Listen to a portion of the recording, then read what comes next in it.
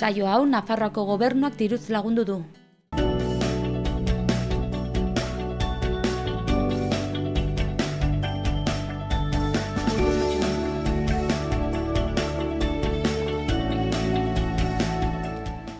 Arratsaldeon eta ongi etorriak Xaloa telebistara, egun ezagun Iruin herriko hotsak eta zaratak saioan gaituzue. Gaur iraiak 28 asteazkena dugu, astearen ja erdialdera gerturatzen ari gara. Arratsaldeon zuri ere, Maria, zer moduz? Arratsaldeon Larraitz. Oso ongi, hementxe, esan duzun bezala ja aste erdia pasa zaigu dagoeneko, ezta? Eta gaurkoan aipatu behar dugu lehenengo atala eta gero, beti bezala elkarrizketetan. Maria Castejoan eukiko dugu gaurkoan, zinema kontuak ekarriko dizkigu berak, Mariak, eta zinemaldiari repaso pixkat emango diogu, baita ere Pikara magazinean egiten dituen kritikak aipatuko ditugu, eta hori besteak beste. Oso ongi, eta bestalde batetik ere historia kontuak izanen ditugu gaurkoan, Peio Iriarte, arte historialariarekin izanen gara eta hainbat kontu errepasatuko ditugu, baina besteak beste batez ere gerra zibila landuko dugu eta oraintxe bertan Mola eta Sanjurjoren exhumazioen harira azalduko dugu pixkat nortzuk izan ziren hemen Iruñan lurperatuta dauden bi pertsonaia hauek. Aipatu behar dugu horretaz gain gainera, elkarrizketak eta gero kiriketan saioa eukiko dugula gaurko gure zaraten atalean, eta bertan Urtzi Iraizoz txistulariak emandako hizketaldi bat ikusteko aukera izango dugu, gaurkoan txistua eta musika garaikidearen ingurukoa. Oso ongi. Astera goaz orduan, oso ongi. Efemerideekin hasiko gara gaurkoan ere.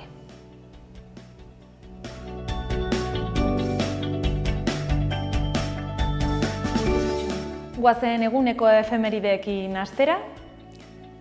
Gaur bezalako egun batean, iraiak 28.2007 urtean, Juan Jose Ibarretxe lehendakariak 2008ko urriaren 25erako herri galdeketa iragarri zuen EAEn. 2009ko iraiaren 28 batean, Miguel Sanzek CDN alderdia kanporatu zuen Nafarroako gobernutik eta handik aurrera PSN-ren laguntzarekin gobernatuko zuen Nafarroan. Pertsonaia ospetsu askoren jaiotze eguna dugu gaurkoa, izan ere 1932 urtean Victor Jara, txiletar pedagogoa, antzerki zuzendaria, poeta eta abar luze bat jaio zen, 1977 urtean Mira Sorbino estatubatuar aktorea ere jaio zen, eta egun berean, baina 1978 garrenean, Naomi Watts, Ingalaterran jaiotako australiar aktorea ere. Eta bi pertsonaia famaturen heriotze eguna da gaurkoa, 1981 urtean Miles Davis estatubatuar jazz musikaria hil egin zen, 1926 urtean jaiotakoa.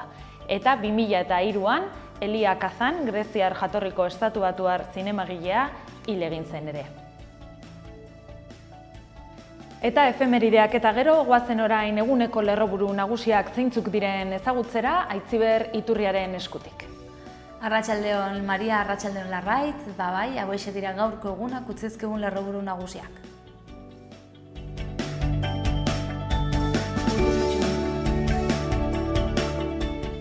Iraiak 28. egun honek honako titular hauek utzi dizkigu.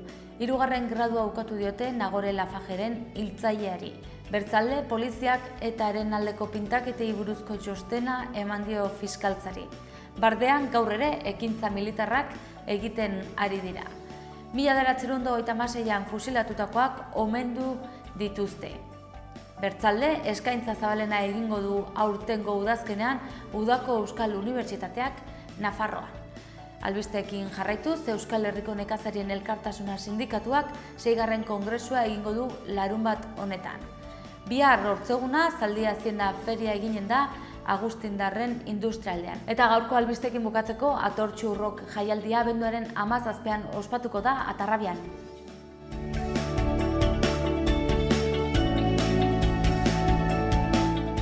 Aitziber Iturriarekin lerroburu nagusiak aztertu eta gero, egunkarietako azalekin jarraituko dugu. Diario de Navarra, ez da, Maria, lehenik eta behin? Hori da, asteko Diario de Navarrak gaurkoan ere PSOEren barne tirabirak bere lerroburu nagusian.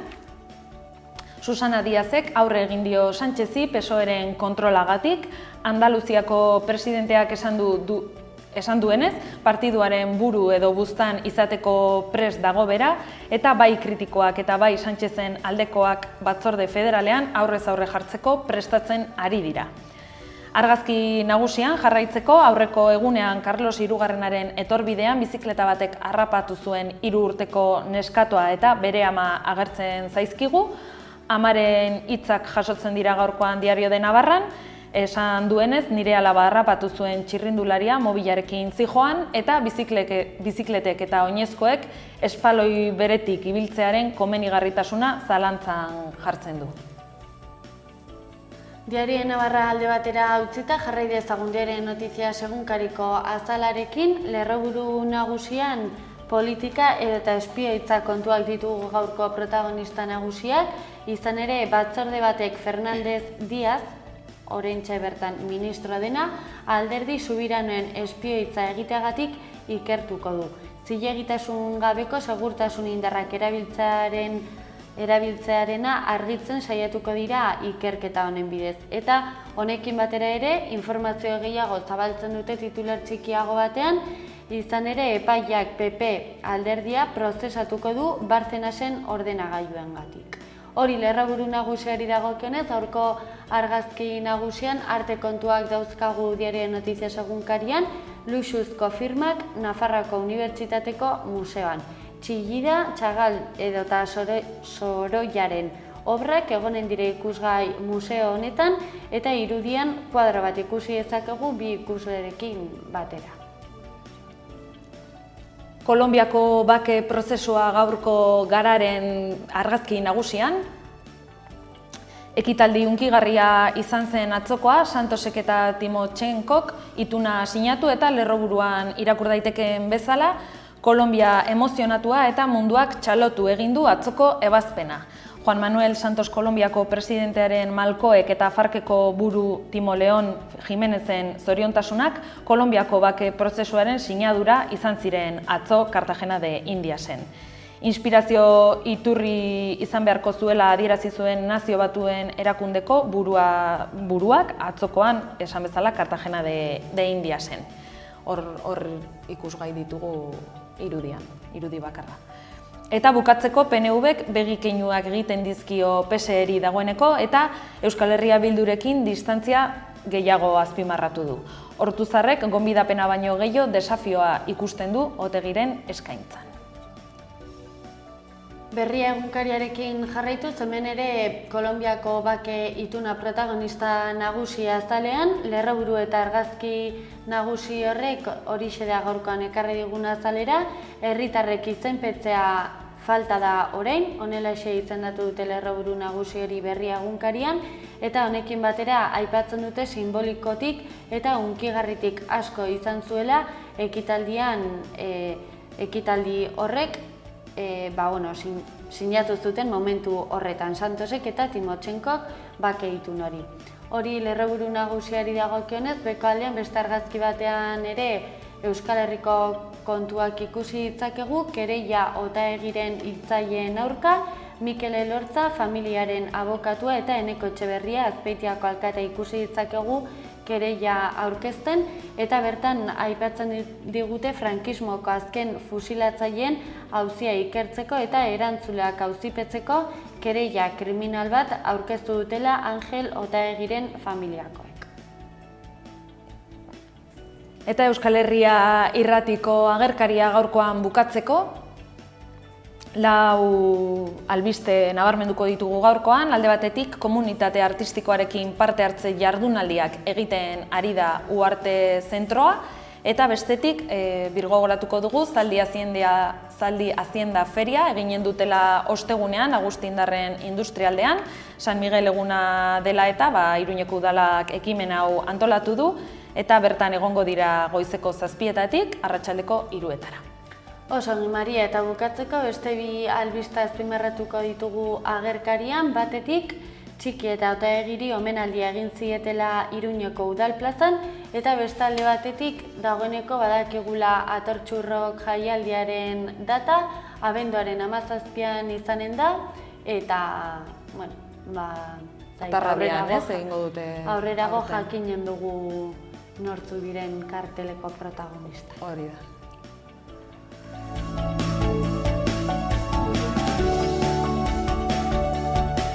Goazen bada gaurko agendarekin, Nafarroako komikiaren 7. azoka irailaren 7an hasi zen eta igandera arte, urriak 2 arte, egongo da ikusgai Iruñako Zitadelan, Iruñeko udalaren eskutik.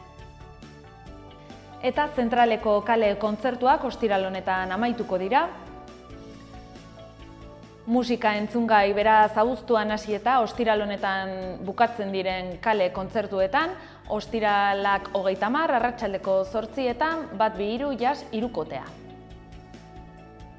Ibilaldia Iruñan barna, Alde Zaharra Aria-Arian dinamika parte hartzailearen barnean, ibilaldia eskainiko dute Hirian barna bihar, irailak 29, arratsaldeko 7:30 San Nikolas plazatik irten da.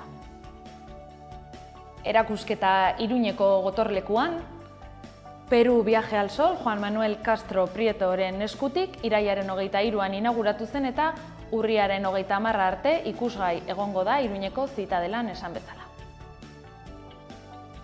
Eta gaur arratsalderako beste plan berezi bat ere, hizketaldia eskainiko digu Xabier Luna Nafarrak errefuxiatuen alde pedalei ematen gaur bertan irailak 28 arratsaldeko 7:30 Yamaguchiko liburutegi publikoan. Errefuxiatuen alde pedalei ematen proiektuaren barruan agertzen den hitzaldia da hau. Eta Berriozarko Euskararen astea aurrera dijoa, eta programazioaren barruan gaurko Euskara klase bat ezagutu, 6etan izango da Gaztegunean kiroldegian eta musika eskolan aldi berean Euskara klase bat emango dute doainik. Izen ematea Berriozar abildua aek.eus kiroldegian edo bertan azalduta. Eta Eguberriak 2016 hiri udalekuak hasi dira jadanik, irailaren 27tik urtarrilaren 5era arte egongo dira, Zibibox Kondestablen eta Zibibox Iturraman ere ordutegia 9:30 arratsaldeko ordu 2etara izango da, baina sarrera 8:30 aurrera emango da.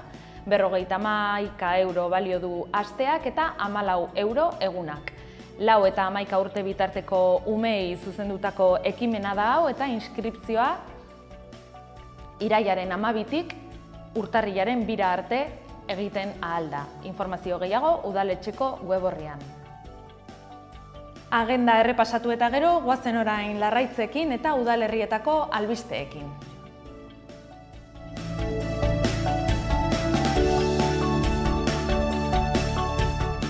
Az gaitezen Iruñerriko albisteekin, Iruña izanen dugu protagonista nagusi egunero bezala, izan ere tokiko produktuen Iruñeko lehenengo astea urriaren 4tik 9 eginen da, eta bertan azoka handi bat eta zenbait mahai inguru eta pintxo dastatze izanen dira bestak. Beste udalak antolatu du aste hau, elikagai artisauen ekoizleen elkartearekin, NNPek erakundearekin, Intiarekin, Gurbindo etxarekin eta Arakinen gremioarekin ere. Horretaz gain ere baditugu kontu gehiago Iruñan, Juan Manuel Castro Prietok argazkilaritzarako sari nazionalaren irabazleak Peru eguzkira bidaia izeneko argazki bilduma erakutsiko du. Ziudadelako mistoen eraikinean, Andeetako herrialde horretara egin dituen zenbait bidaitan, Zuribiltzan egindako 30 argazki inguru guztira ikusgai daude. Erakusketa zabalik dago jada eta urriaren 30 arte egonen da irekita. Jarrai dezagun Iruñeko udalaren kontuekin, 34.900 euro banatuko ditu Belosoko igogailu ondoko Mendoitza eraberritzeko. Lur erosioaren ondorioz, sareetako poltsak bete egin dira eta horiek hustu egin behar dituzte, hortaz horretan erabiliko dute diru hori. Eta asteburu honetarako planak ere badauzkagu, izan ere Baztan eta Bertizaranean multiabentura ekintzak izanen dira gazteei zuzenduta, arroia jaitsiera, tirolina, paintball edota pendulan aritzeko aukera izanen da. Urriaren 1 eta 2 eta baita 8 ere izanen dira irteerak, Iruñeko udalak antolatutako ekimena izan da eta 0-10 deituz eman daiteke izena oraindik ere. Eta biharko agendarekin jarraituko dugu, bihar osteguna iraiak 29, San Miguel eguna ospatuko da, eta zaldia zein da feria eginen da Agustindar Industriagunean. Egun bat eskorta egonen dira zaldiak, behorrak, poniak, mandoak eta astoak sartzeko. Goizeko 7etan hasiko da feria, eta eguerdiko 3 bitartean bisitatzeko aukera izanen da. Eta udalarekin jarraituz 45.000 euro banatuko ditu hilerriko 3 errausketa labeen akatsak konpontzeko. Hau dela eta konponketa hauen bidez emititzen diren gai kutsatzaileak murriztea izanen da helburu nagusia.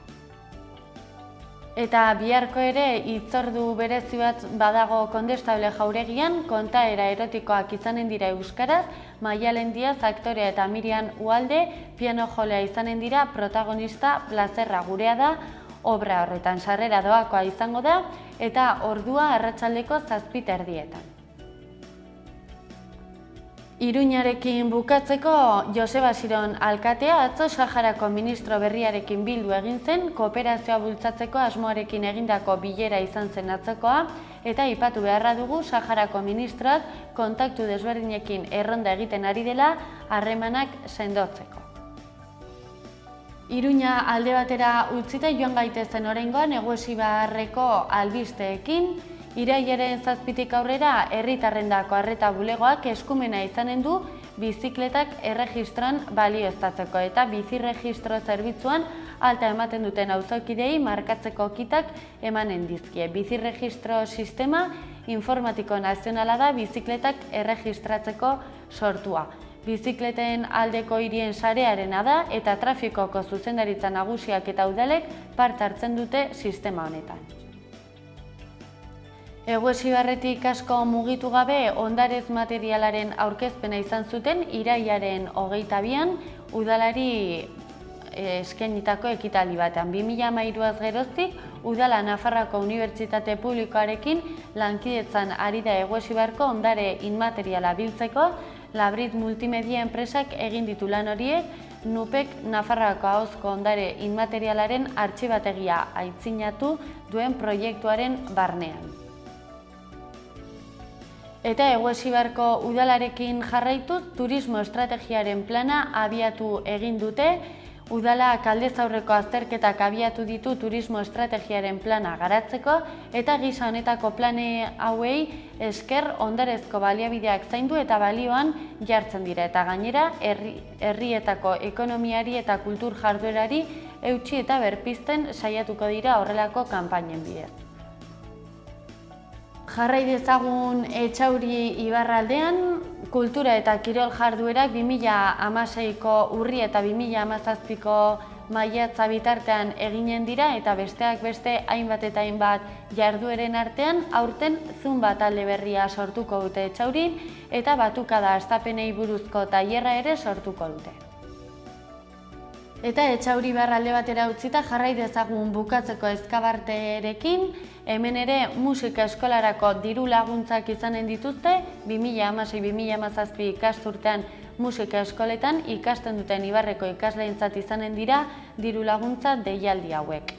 Eskaerak aurkezteko epea datorren abenduaren 20an amaitu eginen da. Eta honekin batera ere, helduentzako euskara ikasteko diru laguntzak ere eskaintzen ditu Ezkabarteko udalak 2016-2017 ikasturtean euskara ikasteko nahia duten horientzat eta abenduaren 20a bitartean egin ditzakete eskaerak. Udalerrietako albisteak eta gero jarrai dezagun eguraldiarekin.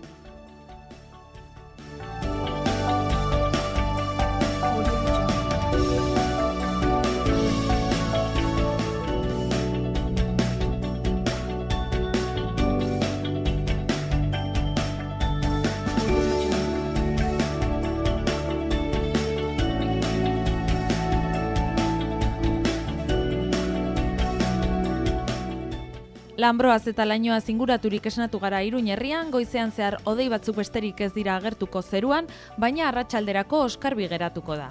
Eguerditik aurrera ekialdeko haizea ibiliko da eta temperatura maksimoak nahiko igoko dira gaurkoan, 24 graduak harrapatzeraino. Baztanaldean goizean zerua tarteka hodeitsu egongo da, behe hodeiekin eta baliteke xirimiri apur bat egitea. Arratsaldean zerua oskarbi agertuko da eta temperatura maksimoak gora 23 graduetara gaur. Nafarroari begiratuz hobera egingo du eguraldiak gaurko egunean, eguna moteletik hasi dugun arren, bereziki ipar partean, goizak aurrera egina ahala euri kontuak alde batera utzi eta eguerditik aurrera ostarte zabalak irekiko dira. Arratsaldean eguzki giroa gailenduz, eguneko temperaturak gora. Eguzki giroa ostegunerako ere eta hego ukituko haizea. Osagai horiekin temperaturak nabarmen egingo du gora, zeruan goi-hodei fin batzuk besterik ez dira agertuko eta eguzkiari leku dexente utziko diote. Ostiral arratsaldean egoera nahastuko da, egunaren lehen partean giro polita izango dugu, ostarte ederrak zabalduko dira eta hego ukituko haizearekin temperaturak uda sasoikoak izango dira. Baina eguerdi aldera haizea aldatu eta mendebaldetik hasita hodeiak sartzen joango dira. Gainera ezegonkortasuna areagotu egingo da eta arratsaldearen bigarren zatian eta gaualdean ere zaparradaren bat edo beste bota dezake.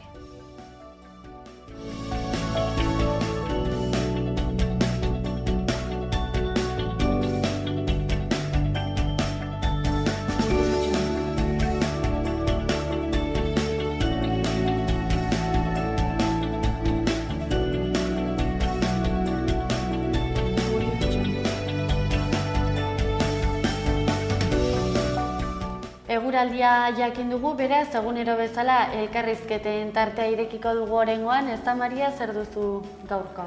Gaurko zinema protagonista, gure lehenengo elkarrizketan, Maria Castejon zinema aditua etorriko zaigu gaurkoan gonbidatu, eta, gai ezberdinak jorratuko ditugu berarekin, zinemaldia besteak beste.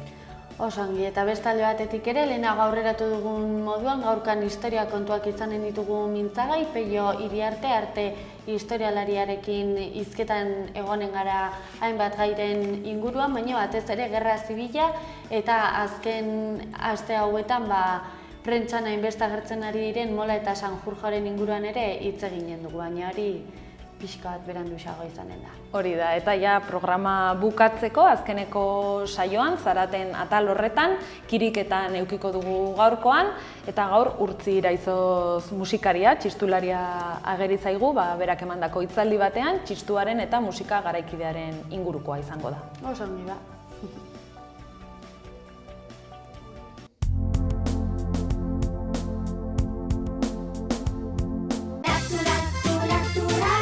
Lacturale. Lacturale. Lacturale. Benetako esnea, elez idazten da. Lacturale. Orain Lacturale laktosa gabe ere. Baldorba sagardotegia Aizoainen Iruregaina poligonoan. Sagardotegiko menua eskaintzen dugu. Bazkariak asteartetik igandera eta afareak hortziral eta larunbatetan ematen ditugu. Oietan dauzkagun sagarrondo propioetatik ekoitzitako sagardoa daukagu. Eta gainera, Sitrabesan etortzeko aukera ematen dizugu asteburutan. Labriteko aldapatik. Zato Baldorba sagardotegira. Erratzun kanpin baztan oporretan deskansatzeko eta ongi pasatzeko lau izarretako kanpina. Ingurune zoragarrian eta lasaian. Hondarribi eta Donibane Loitzuneko hondartzetatik 3 ordu laurden eskasera, baztan kanpina. 100 metro kuadroko 150 partzel esiak eta itzalarekin, argindarra eta ura zornitutakoak. Heldu eta umentzako 2 igerileku, jolastoki, ostatu, jatetxe, supermerkatu, padel pista, squash, petaka eta ping-pong. Mediku zerbitzu 150 metrotara erratzu herrian bertan. Erratzun baztango bihotzean baztan kanpina.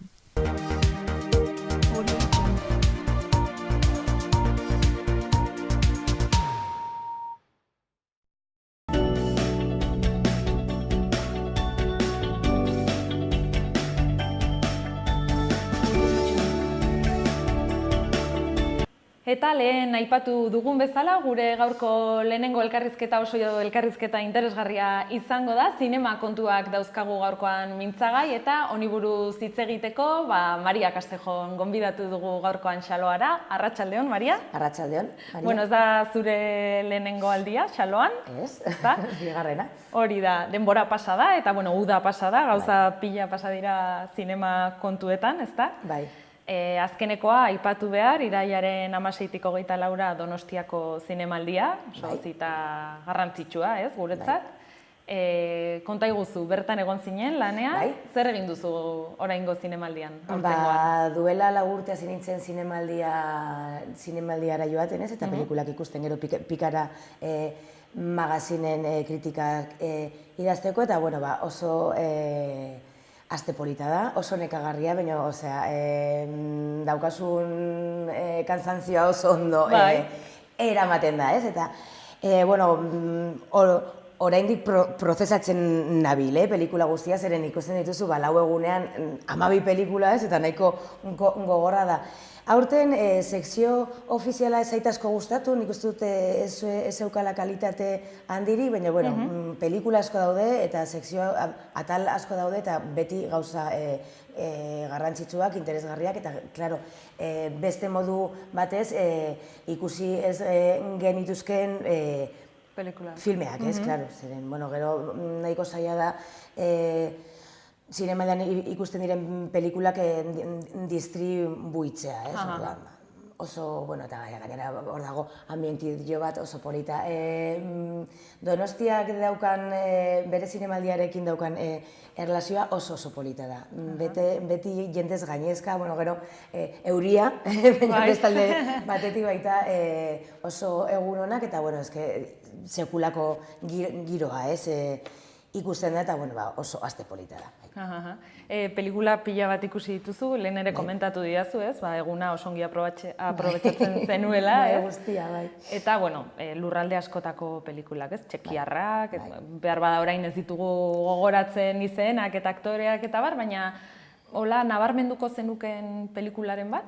Begira, ikusi dut Kontxa de Plata, irabazi duen pelikula, I'm not Madame Bovary, edo ni ez naiz Madame Bovary, eta pelikula txinatar bat, nahiko pelikula interesgarria da, gainera badauka hor funtzionariadoaren kontrako oso kritika handia, eta badago jende guztia, Spielberg txinatarra, ez dakizte, ez polita, ze pelikula polita, baina, genero aldetik pelikula oso txarra da.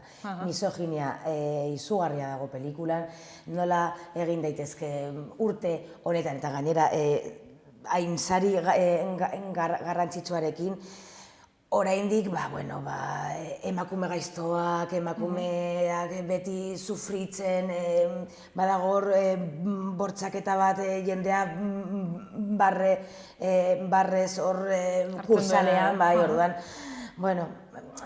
pizka bat gogorra da, zeren jende guztiari gustatu zaio, eta gaude hemen ez, feministak beti gure rolloarekin, nahiko nekagarria da, baina gauza hauek komentatu behar dira. Eta gero bezalde batetik ikusi dut Parks, hemen ekarri dut Txuleta, Sofia Esartxouren pelikula bat, zuzendari berrietan sariduna, eta hor zegoen Atenas, joku olimpikoak eta gero hor gelditzen diren estadio guztiak, jende gaztea, ezer egin gabe, pelikula, oso plano luzeak, narrazioa oso astuna, baina oso pelikula interesgarria eta polita, eta baita oso gogorra, ez, gure gazteak nolako itxaropenak dituzten, ez da, elitzen zara hor pizka bat, nola, gainera ikusten duzu goizeko 9:00, ez, eta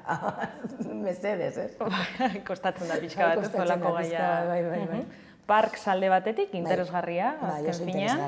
Eta zilarrezko Kontxa irabazi duenak, aipatzen duzunean misoginia badagoela, da ezkutukoa bezala, ez? Agian ezain argia dena, baina hor dagoena, ez, azpitik, gidoiaren azpian. Lagun batekin joan nintzen, eta atera ginenean pelikulatik biak, esan genuen, baina hau zer da, ez? Osa ez nintzen ni bakarra, galitu nintzen baita pizka bat lasai, ez? Askotan joaten zara zinemara zure pentsamenduarekin, ez, eta zaten zu, egongo naiz hiperinterpretatzen. Ez, keba, oso argi dago, idatziko dut, baina nahiko, eta zaten duzu, baina bakarrik nik hau ikusten du, zergatik barre egiten du jendeak, ez, baina gaude ikusten hor bortzaketa bat, ez? Oso sutila dena, baina badagoena, ez, azpitik. Oso ongi. Honetaz gain, Donostia saria aipatuko dugu Ethan Hawke eta Sigourney Weaverrek irabazi zutela. Ze iritzi daukazu? Oso ona. Bai, gustatzen zaizkizuen aktoreak dira? Bai, Ethan Hawke asko gustatzen zait, desde El Club de los Poetas Muertos, Reality Bites, bere azkeneko lanak ez ditut hainbeste ezagutzen, baina pizkat idolo dela adolescencia, ez? Eta, bueno, Sigourney Weaver, bueno, es que monstruo bat da, ez? Osea, Alien, bueno, es que gorilas en la niebla, osea, bera, eta gainera, egin dituen deklarazioak, zer esan duztut, las mujeres somos el pegamento del mundo, ez? Bai, holako zerbait esan zuen, bai. Holako zerbait esaten duzu, jo, gainera ikusten duzu hor, Juan Antonio Bayonaren aldean, ez, beraina handia, ez da gainera oso emakume rotunda, ez, badauka hor itxura bat oso gogorra, eta, bueno, indartsua, ez, bere irudia. Ez nuen ikusi fizikoki, ez nuen astirik izan, zeren beti dira pelikulak eta pelikula, baina gero penarekin gelditu nintzen, ez, egiteko pizkat horrela. Baina oso sari merezidunak. Merezi zuen, orduan, zure ustez. Bai, A Monster Call pelikulan aktore da, gainera, eta aurkeztu egin zen, ez? Pelikula sail ofizialaren barnean. Bai, nik ez nuen ikusi guztia, jaten zitzaidanako autobusa, baina nahiko pelikula ona, oso gogorra eta oso tristea. Bai. Bai, kontatzen duen, bueno, trailerra ikusiko dugu, eukiko dugu aukera ikusteko, baina entzun dugunez, bai, historioa bada nahiko gogorra, ez? Eta, bueno, umeak ere bere irudimena edo erabiltzen duela, ez? Pixkat bere gogortasunetik irteteko edo. Okay, you ready? There we go. What color is that? Brown. Maybe if we take a pencil and then we make a face. And then we see the life in the eyes. Life is always in the eyes. There's our monster. How does the story begin? With a boy, too old to be a kid. You're coming to live with me. Don't touch anything. Too young to be a man. I no longer see you. What did he do?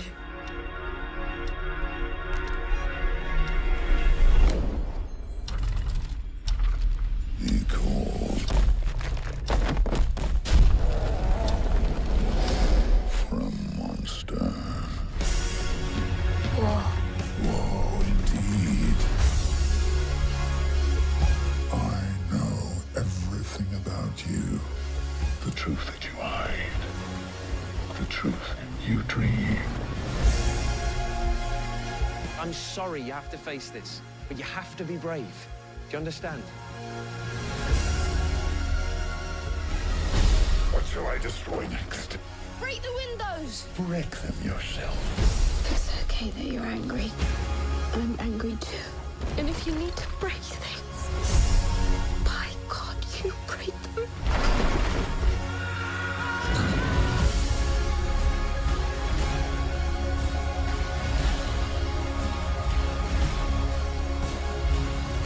I wish I had 100 years. 100 years I could give to you. I'm afraid. Of course you are afraid. But you will make it through. For this is why you called me. Come on.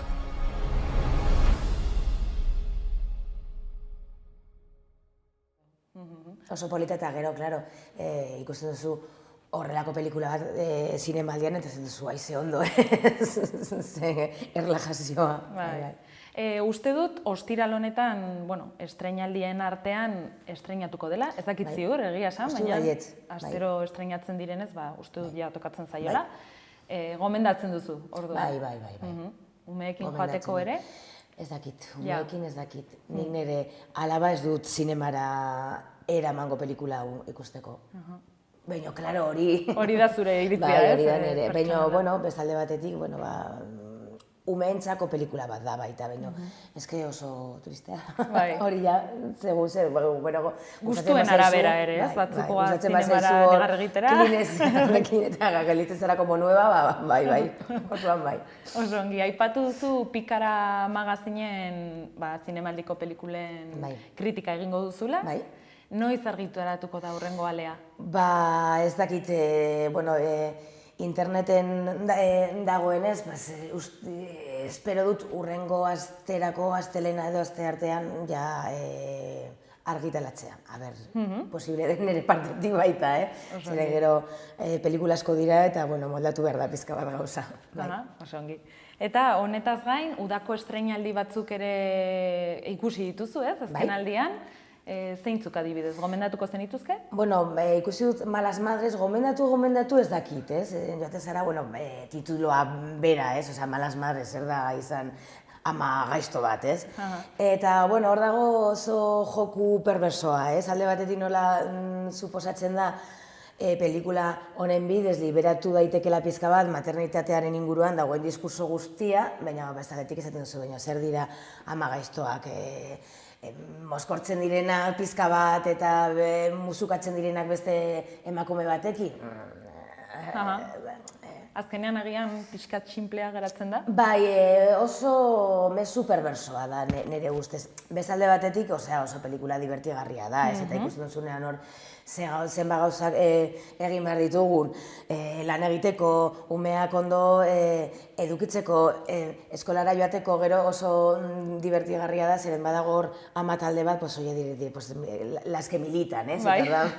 Oso perfektak dira, eta zuk, nator hemen tarta batekin ez, donuz batzuekin, ez? Eta alde horretik oso polita da, ez? Eta oso katarkikoa, baina, bueno, gero hor barnean daukan mezua nahiko... Agian pixkat pobrea geratzen da azkenean. Eta, bueno, nik uste dela pozoia dagoela, ez? Eta gero ikusi ban beste pelikula bat asko gustatu zaidana da Cazafantasmas.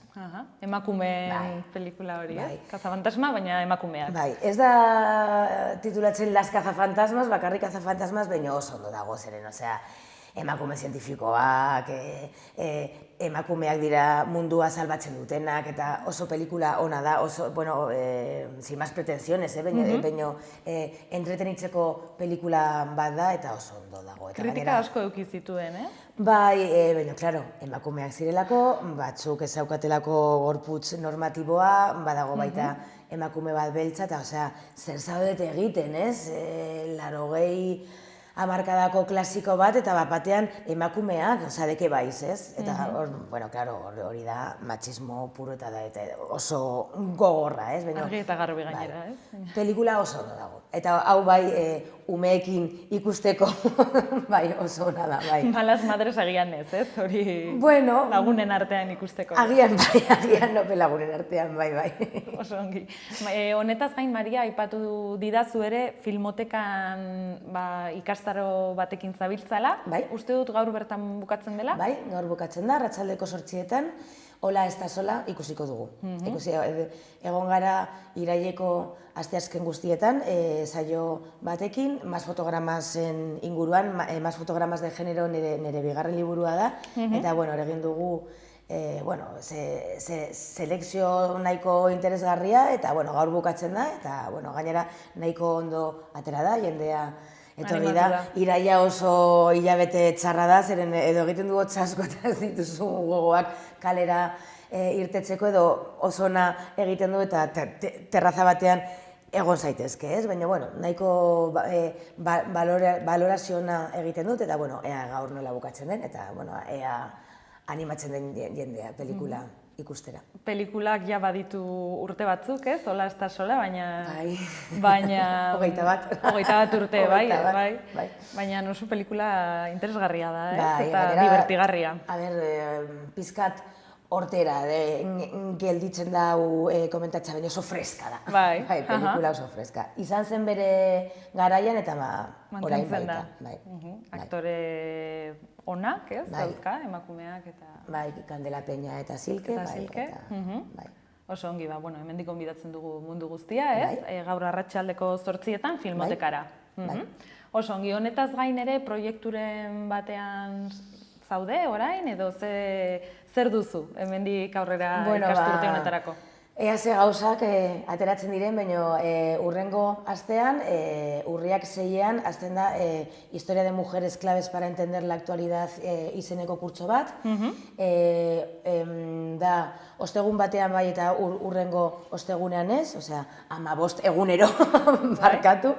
Eta dira 6 sesio, eta hor egingo duguna da emakumeen historia pizka bat ikusi, eta baditut baita gogoak aktualitatean gertatzen diren gauzak hausnartzea, San Ferminetan bortxakeriaren inguruan gertatu zen guztia, gertatuko den guztia, hor daukagu juizioa, ez? Eta, bezalde batetik burkiniaren inguruan, zer gertatzen da feminismoarekin, ez? Gaur egun, nola molda gaitezken, nola heldu beste generazio, eta gai nahiko aktualak eta nahiko interesgarriak, eta nahiko potolo. Bai, eta nahiko potenteak, ez? Eta, badaukagu ja taldea, baina, jende gehiago animatzen bada, hobe. Emakumearen historia orduan, 20. mendean, eta oraina ezagutzeko ere bakoak, ez? Urriak 6, Zibibox Kondestablen? Bai, arratsaldeko 6etatik 8ak arte. Eta, matrikulatzeko deitu behar da, udaletxeko zenbakira, informazio. 010, eta deitzen baduzu Iruñatik kanpo, ez dakiz zenbakia den, baina interneten dago guztia. Hori da, web-orrian, udaletxeko web-orrian uste dut ikusi dudala gainera. Beraz, oso ongi, naiz eta jende asko ja apuntatu den, hor leku batzuk badaude oraindik. Bai. Oso ongi. Eskerrik asko, Maria. Zuri, Maria. Gurekin egoteagatik, eta nahi duzunera arte. Bale, mila esker. Oso ongi, agur.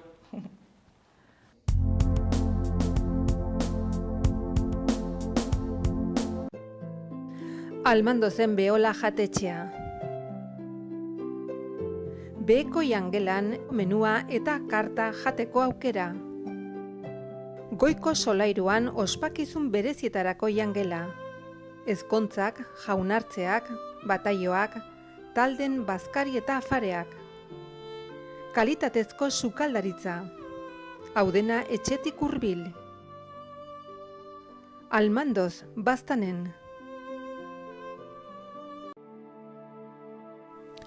Aristigain kanpina Zunbilan. Kalitatezko jakiez gozatzeko 100 lagunendako tokia duen jatetxea. Kanpoaldeko terrazan otordu eder bat ere egin daiteke.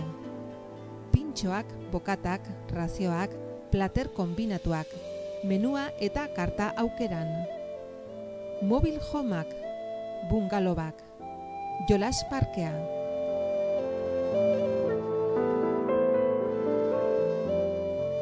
Zunbilan Aristigain kanpina. Informa zaite www.kanpinaristigain.com web orrian.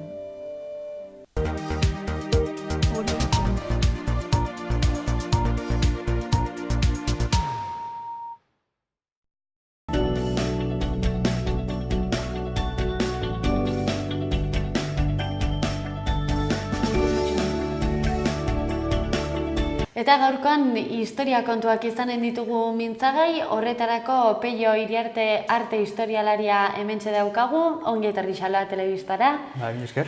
Eta pixka bat landuko dugun gaia edo oraintxo bertan pilpilean dabiltza hor bai Mola eta bai Sanjurjoren exhumazioak, horrekin batera ere gauza asko ditugu, atzetik ere honekin zer ikusia dutenak.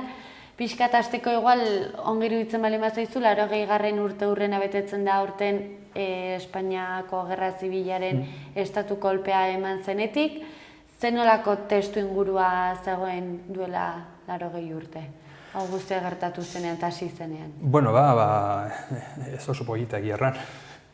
Orain dela 80 urte, estatu mailan, adibidez, zegoen persolako batez ere kriston desorekak gizartean, desorekak batez ere desoreka ekonomikoak, baziren berats gutxi batzuk eta gero berriz pobrezia handi bat, gainera ja hoi ja lehenagotik ekartzen zuen ja, Espainiako Erresumak ja ekartzen zuen hori dena, eta gainera gehitu behar zaio baita ere badagoela olako krisialdi ekonomiko bat globala, hau da mundu guztian, 20. hamarkadan, 29an, badago hori ez, katakalak egiten du, bolsak eta hola, eta orduan, horren geroztik badago horrelako krisialdi erraldoi bat, Europa guztian eta baita mundu guztian, Estatu Batuetatik hasita.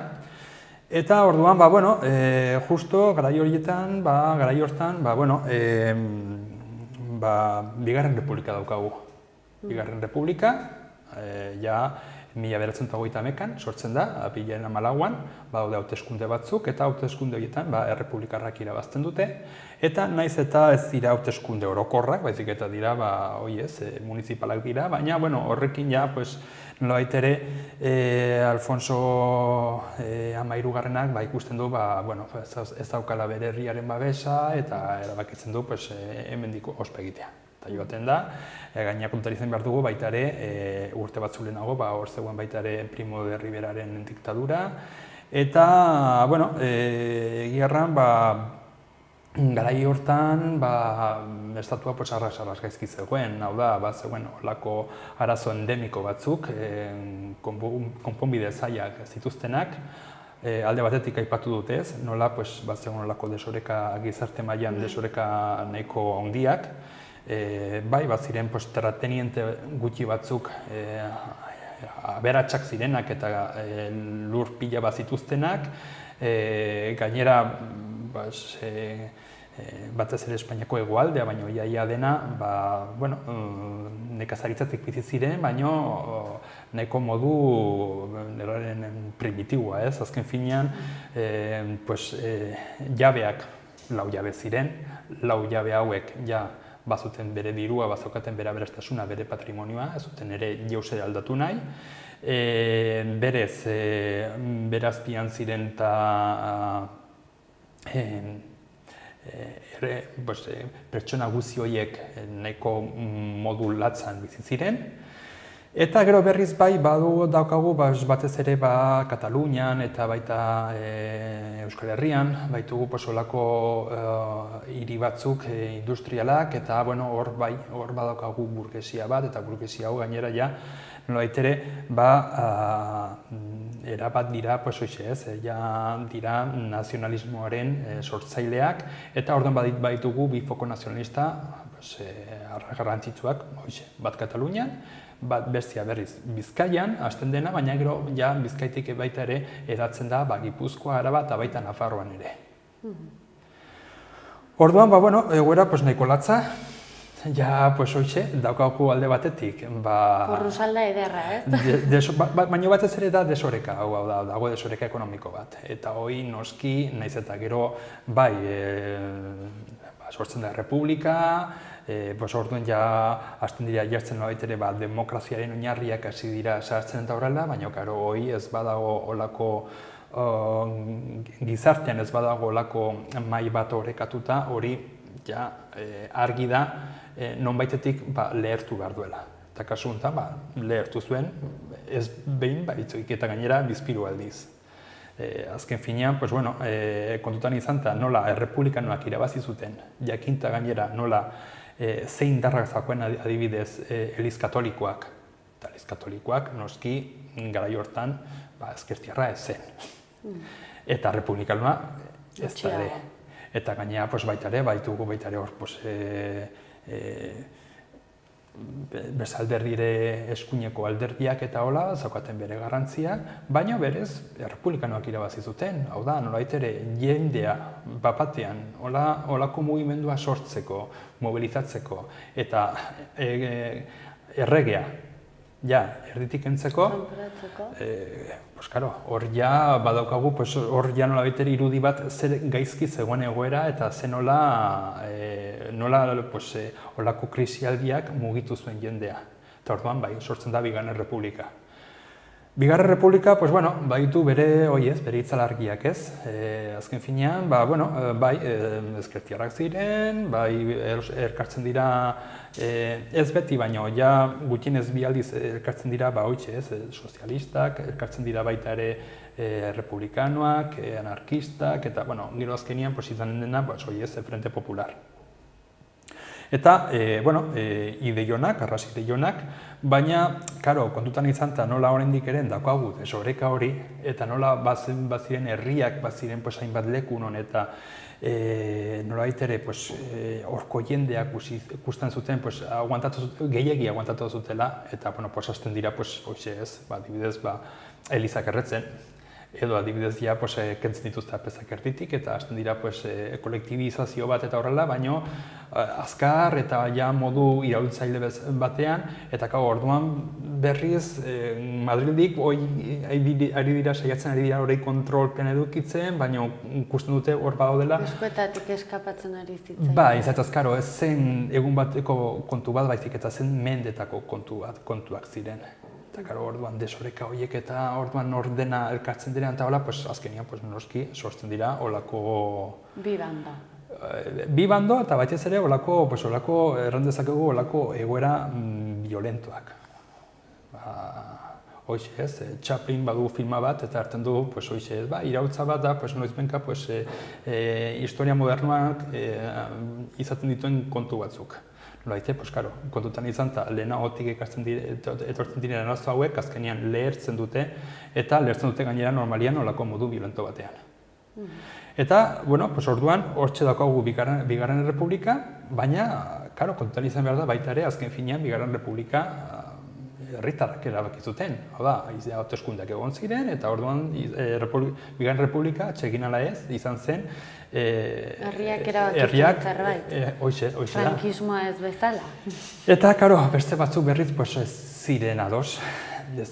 Eta horien artean batez ere militarrak. Zertaz gainera, Bigarren Errepublika ari zen nolako erreforma batzuk egiten, zertaz, ari ziren ikusten, ejertzitua nahiko gaizki zegoela baita ere, ejertzituan baziren general pila bat, ofizial pila bat, soldadu gutxi, azken finean soldaduak ja hartzen zituzten, herritaren hartzetik hartzen zituzten, eta gehienak gainera eman zituzten Marrokosera, eta gainean Marrokosetik ere ekarri zituzten hainbat frakaso eta batez ere hainbat gorpu, zertaz jende pila bat hil zen Marrokosen. Eta, orduan, ejertzitua baita ere ez zuen funtzionatzen eta orduan hasi ziren erreforma batzuk egiten. Eta hasi ziren generalak eta ofizialak batez ere pitxa bat baztertzen. Hori noski, general bati edo ez zaio gustatzen. Eta orduen, hori ja nolabait ere hori izan zen ja 36ko golpe militarraren nolabait ere hazia, ez? Emetxa. Hor ja hasi zen ja pizten metxa, eta hor ja hasi ziren ja 30an ja hasiak ziren, hau da, Sanjurjo adibidez, Sanjurjo Nafarrak, berak saiatu zen golpe bat egin baten, Sanjurja da deitzen dena, baina, frakaso bat izan zen, eta, nahiz eta hasiera batean, fusilatu behar zuten, baina azkenean zuten fusilatu. Hor bazegoen beste kontu bat, ez? Hor ziren militarrak ere, eta gainera militarrak, bazaukaten baita ere beren harremanak batez ere, gizarte zati hau ez, aberatsak edo, oligarkia honekin zaukaten harremana, eta orduan ja beraien artean hasten dira pixkanaka, golpe militar bat ja planeatzen. Eta, azkenian, 36an egon zen, golpea egon zen. Kontua izan zen, ez zen izan beraiek uste zuten hain perfecto, baizik eta, militar batzuk berriz mantendu ziren errepublikaren alde. Eta orduan, hor bai badaude bi frente, eta orduan hor daukagu gerra zibila. Beraz, beraiek ez zuten planeatzen, gerra zibil bat egotearena. Ez, beraiek nahi zuten zen, batez ere, beraiek espero zuten izatea. Aginte hartu eta... Bai. Eta, orduen hemen bai, lortu gara pixka bat, hemen Nafarroan nola izan zen, ez? Eta azken finean, Nafarroan ez zen fronterik egon. Ez, baina eske gainera golpea Nafarroan sortu zen. Nafarroan sortu zen, eta gainera hor ziren Sanjurjo, baita ere hor zen Mola, baita ere adibidez, hor zegoen adibidez, Jesus Monzon, hau izan zen Nafarroko alderdi komunistaren sortzailea, berez, hau Bertizeko noble, Bertizaraneko noble bat zen, hor daukate erreparazioako jauregia eta hola, eta unek azken finean, zen alderdi komunistaren sortzailea, baino baita ere harremana zaukan hemengo jendearekin eta berak bazituen bere susmoak.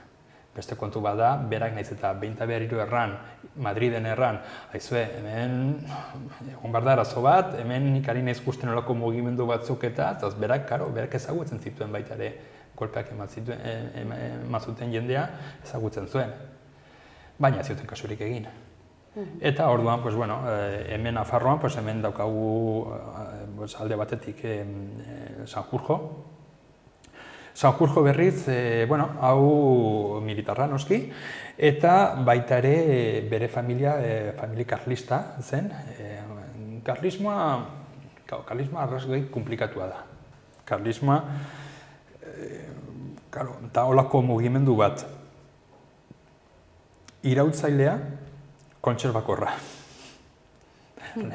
Liberalen kontra joan zen mugimendu bat. Baina berez, zaukaten olako oinarri irautzailea, baina berriz ideiak erabat kontserbakorrak ziren. Kontserbakorrak, segun ze ikuspegitik, zetazkaro, kontserbakorrak ziren, baina adibidez, Karl Marx zautu zuen karlismoaren fenomeno hau, eta berak gustatzen zaion ez, eta zuen, hau liberalen kontra dazte, azken finean liberalak nahi zuten zen, hori ez, liberazioa, komunalak denak privatizatu, nahi zuten baita ere bazakit, adibidez, herriko batzarrak eta kendu, eta holako gauzak, eta gero berriz karlistak hori dena mantendu nahi zuten. Orduan, dauka hori arras konplexua da, karlismoaren arras konplexua da, eta gainera kusko da baita ere frankismoa eta karlismoaren arteko harreman zailak izan ziren. Eta gainera Mola hor ere erdian zegoen sartuta, eta Mola ere gostazitzaion, zetazkaro, hemen sortu zenez, kasi hemen sortu zen hemen kolpea, eta Molak harremanetan jarri zen bertako karlistekin, zetazkaro, berak gusten zuen, ikusita gainera nola bat zegoen olako burgesia aberatsa eta abertzalea. Ez bakarrik Euskadin, baita Nafarroan ere, Euskal Herri osoan, berak usten zuen, nahi eta nahi ez, biharzuela baita ere karlismoaren babesa. Baina, karlistak ere, hasten ziren eskatzen, eta Mola momentu batean kasi porrot egiten du dena. Baina, azkenian lortu zuten, karlistak eskatzen zuten adibidez, golpea manta ondoren, izanen zena mandataria, Espainiako mandataria Sanjurjo izango zela, eta baita ere eskatu duten hainbat gauz, ez? Eta, Molak azkenean baiezkoa eman zuen. Eta orduan, hor martxan jarri zen golpea, baina, azkenean gero Molak ere izan zuen kriston protagonismoa baita ere golpe honetan. Oraindik ere Franco hor zen, hor Afrikan zegoen, eta hartzen zioten, eta guak biziteko dugu eta jatorko zara, batzuk diote gainera hori belateko bentak emadatik egin zutela deia, batzuk gala diote, eta orduan hortik deitu, eta deitu zuten Francori,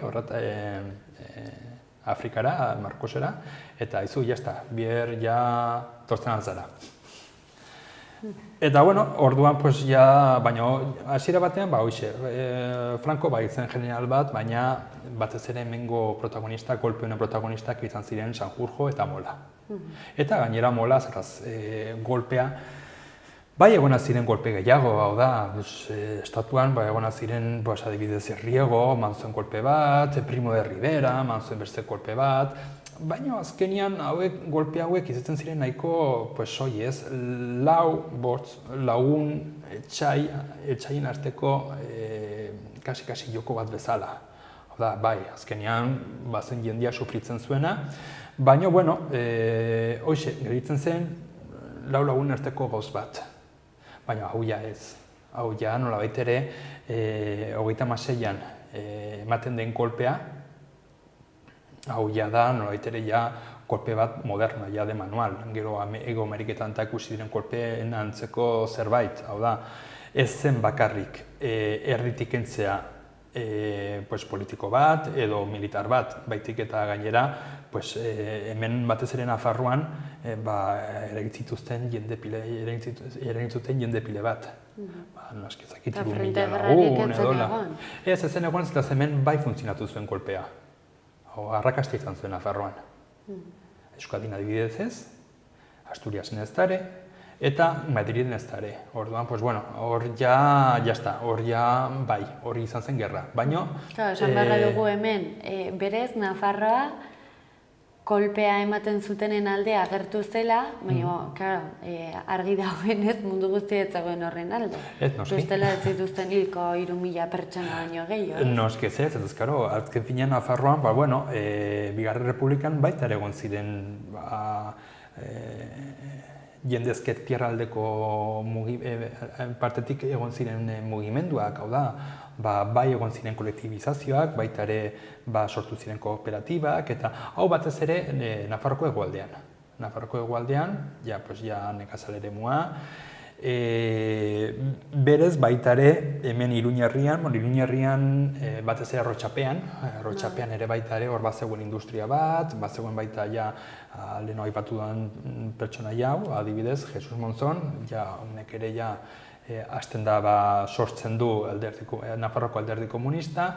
Orduan, badago estruktura bat, badaude alderdi komunista ezberdinak, baita ere badago alderdi abertzalea, orduan bakarrik zen EAJ, ez dugun besterik.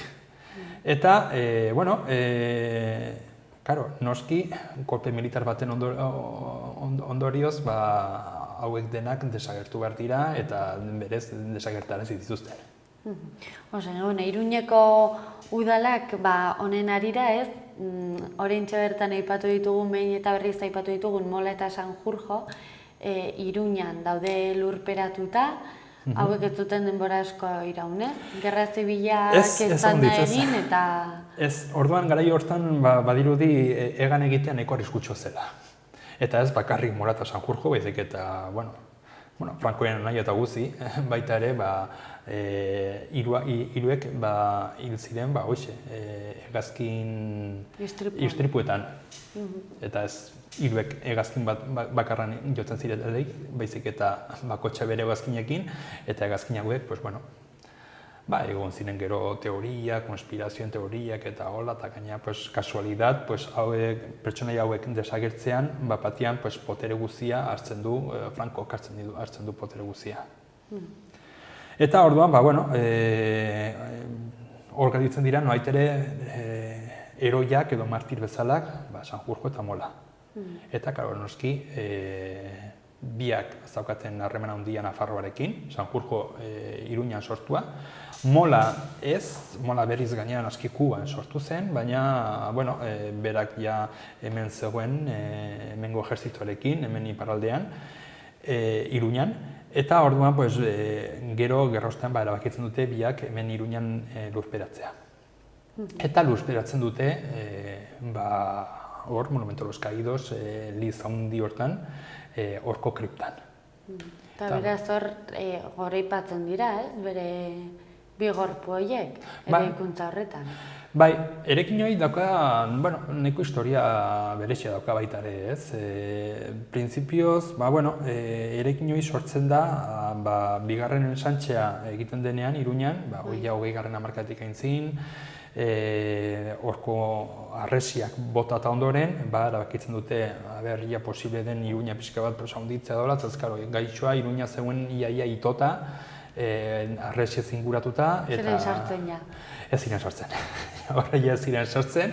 Eta orduan, nahiz eta gaur egun, ikusten zaigu baita ere, pixka bat basakeri bat, ez? Olako harresiak eta olako botatzea, gero herria zabaltzeko eta horrela, baina, bueno, garai hortan, pues, eta gainera horren artifize izanen da Victor Reusa arkitektua. Victor Reusa izanen da, nolait ere, gaur egungo Iruña, ez? Gaur egun ezagutzen dugun Iruñaren sortzaile izanen da, berak ez zen bakarrik eraikin batzuk egin zituela, baizik eta gainera baita urbanizazioa ere berak planteatu zuen. Eta hor adibidez, bigarren santxean, berak Carlos Hirugarrenaren etorbidea, Gazteluko plazatik gaur egun dagoen Monumento de los Caídos, Eliza hortaraino, zabaltzen du hor etorbide bat eta gero karrika multzo bat, modu razional batean. Eta orduan badirudi hasiera batean horko eliz hori ez zen izan behar, ja 30. hamarkadetan egiten denean horko urbanizazioei, badirudi hori izan barzela azkenean izan barzen San Francisco Xabierren basilika bat. Eta orduan hori zen hori zen bere helburua basilika bat. Kontua da, izan zen gerra zibila eta gerra zibilaren ostean erabakitzen dute hori egitea holako Monumento de los Caídos eta hor sartzen dute mola eta sartzen dute baita ere Sanjurjo eta izanen da, estatuan, ikusten badugu urbanismo totalitario deitzen den estilo hau batez ere egon zen Alemanian, Italian, Rusian baita ere, Stalinen garaian. Hasieran Rusian badago bai arkitektura iraultzaile bat, hor daude horko razionalista guztiak eta guzti, baina gero ja Stalin sartzen da, eta orduan berak jartzen duen estiloa, izanen da holako estilo bat, batez ere neoklasiko idealista hori berreskuratzen duena, baina kristo monumentalidaderekin, tamaina handiko gauzak, eta orduan adibidez Espainian ez daude Espainia frankistan bakarrik egiten dira bizpiru gauz, bat da bai Los Caídos, eta berzia bai izanen zen hau, monumentu hau, baina baita eregia da, lehenagotik zegoela erekia gutxinez diseinatuta. Eta gero aprobetxatzen dute, eta orduan erabiltzen dute eriz hori, Sanjurjo eta Mola, eta gero naski beste 6 lagun baita ere hor sartzeko. Iruñeko udalak bi pertsona hauek exhumatzea erabaki egin du, eta kontatu eguzun guztiagatik ikusten da bi hauek eragin zuten guztia ez zela oso onuragarria izan Espainiar gizartearentzat orokorrean, ez? Ez, egiarran, gaurko ikuspuntutik eta gara jortako ikuspuntutik baita ere gauz bera. Jakina bakarrik Nafarroan dauden hildako guztiak, ez? Ez, zertaz, azkenean, Sanjurjo, general bezala, eta berak nahi zuen zen, berreskuratu nahi zuen, Espainiak izan dako potere guzti hori eta hori dena, eta batez ere karlista bezala, nahi zuen baita ere karlismoa, berriz ere Espainiako erresumua nahi zuen berriz ere inposatu, nahiz eta beste borboi batekin, noski. Eta berriz Mola, Mola azken finean, hau bai, Molak errandezakegu hau dela nolabait ere gaur egungo kolpe militarren sortzailea. Ez dela bakarrik zirkulo edo lau lagun arteko gauz bat, baizik eta kasu honetan izan zen gauz bat aizelarriago eta segurazkide bat dituzen prestatuta beren zerrendak, bazakiten etxez-etxe nortzuk hartu zituztenen nortzuk hil, hau da, izan zen gauz bat nahiko... Premeditazioarekin noski premeditazioa guzia. Premeditazio guzia eta gainera, 3.000 lagun, baina hau ernen dezakegu egun batetik bertzera. Gero ondoleko batailetan da horrela, ez zen horrelako hildako multzo hain handia. Memoria historikoaren alorrean exhumazio hauek besteak beste, ez? Gauza gehiago ere egiten ari dira, aurrera pauso deixente ematen ari dira, batez ere agian Nafarroako gobernu aldaketarekin batera, departamentu berezi bat sortu dute, ez? Orain ere frankismo garaiko ikurrak zerrendatu dituzte, hainbat eta hainbat ikur gutxinaka kenduz joan behar direla ematen du. Hau guztien nola ikusten duzu? Bueno, bai, bihar da berriz ere, behin eta berriro ikusi behar dira gauza hauek, azken finean berri ikusi behar dira. Askotan ez dakigu, ez? Beste gauz batzu bezala. Ze esan nahi duten irudi batzuk hor ikusi ditugu betianik, ez? Eta ez dakigu zer diren. Bai, noski batzutan, olako gauzak ere, igual talde txiki batean sortzen aldute, olako irudikapen romantiko batez, beti ere, hau da, Espainia undia zenean, bat eta bakarra, eta undia, baina, karo, baita ere egia da, azken finean, ez da ere, historia talau nahiko ez arrasiluna da. Hau da, hemen egon ziren baita ere, egon ziren hildako pila bat, eta gainera, nolabait ere horri normaltasuna ematea, hor dago transizioaren akats bat. Hau da, hori adibidez Alemanian eta pasatzen, ez da Argentinan ere, nahiz eta Argentinan badakigu, Argentinan badago eskuineko alderdi pila bat, baina zai okurritzen adibidez, eske bidela izan zen kristona, ez da inori zai hori okurritzen. Alemanian ere, ertean dute, baina ez zai inori ikurritzen, tipo majoa zen, ez? Hitler, ez? Ez zai ikurritzen, hau da, hor badago ja, nolabait ere hartu dute, hori ez dela gauz, ez zen izan gauzon bat.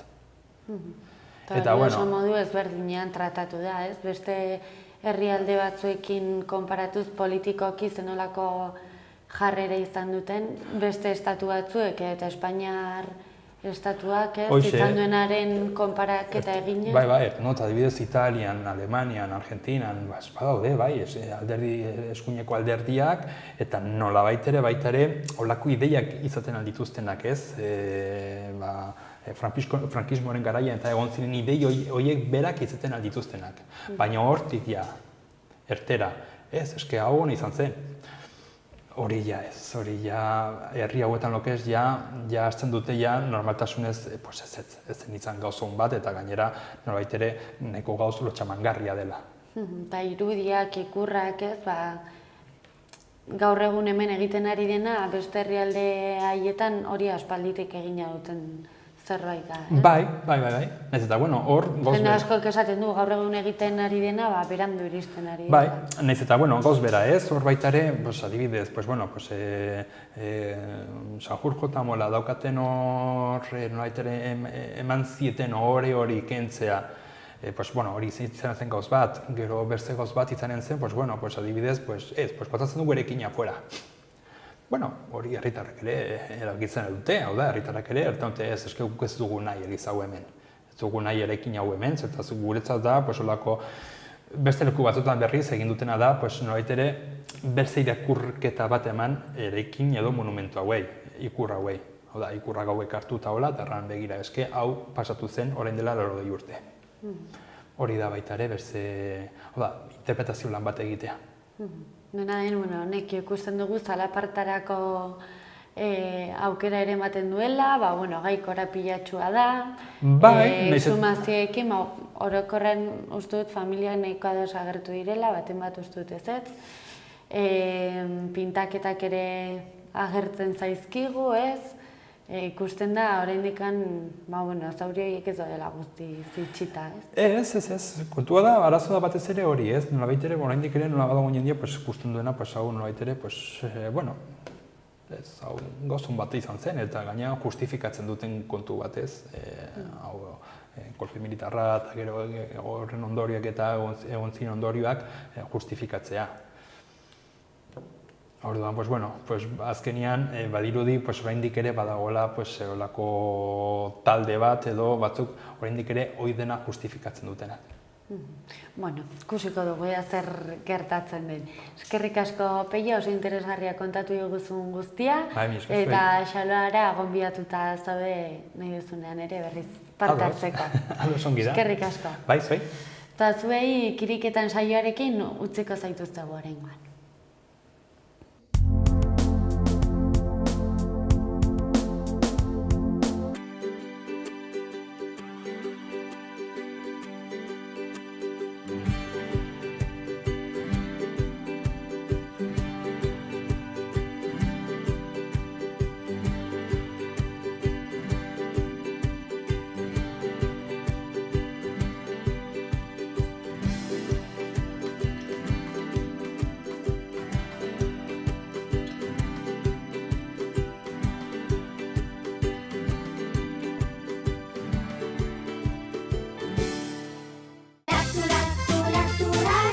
Lacturale. Lacturale. Lacturale. Benetako esnea elez idazten da. Lacturale. Orain Lacturale laktosa gabe ere. Baldorba sagardotegia Aizoainen Iruregaina poligonoan. Sagardotegiko menua eskaintzen dugu. Bazkariak asteartetik igandera eta afareak hortziral eta larunbatetan ematen ditugu. Hoietan dauzkagun sagarrondo propioetatik ekoitzitako sagardoa daukagu. Eta gainera, sitrabesan etortzeko aukera ematen dizugu asteburutan, labriteko aldapatik. Zato Baldorba sagardotegira. Erratzun kanpin baztan oporretan deskansatzeko eta ongi pasatzeko lau izarretako kanpina. Ingurune zoragarrian eta lasaian. Hondarribit edo Donibane Loitzuneko hondartzetatik 3 ordu laurden eskasera, baztan kanpina. 100 metro kuadroko 150 partzel esiak eta itzalarekin, argindarra eta ura zornitutakoak. Heldu eta umentzako 2 igerileku, jolastoki, ostatu, jatetxe, supermerkatu, padel pista, squash, petaka eta ping-pong. Mediku zerbitzu 150 metrotara erratzu herrian bertan. Erratzun baztango bihotzean baztan kanpina. Almando zen behola jatetxea. Beheko jangelan menua eta karta jateko aukera. Goiko solairuan ospakizun berezietarako jangela. Ezkontzak, jaunartzeak, bataioak, talden bazkari eta afareak. Kalitatezko sukaldaritza. Hau dena etxetik hurbil. Almandoz, baztanen. Aristigain kanpina Zunbilan. Kalitatezko jakiez gozatzeko 100 lagunendako tokia duen jatetxea. Kanpoaldeko terrazan otordu eder bat ere egin daiteke. Pintxoak, bokatak, razioak, plater kombinatuak, menua eta karta aukeran. Mobil homak, bungalobak, jolas parkea.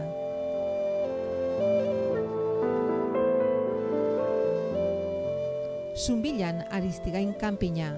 Informa zaite www.kanpinaristigain.com web orrian.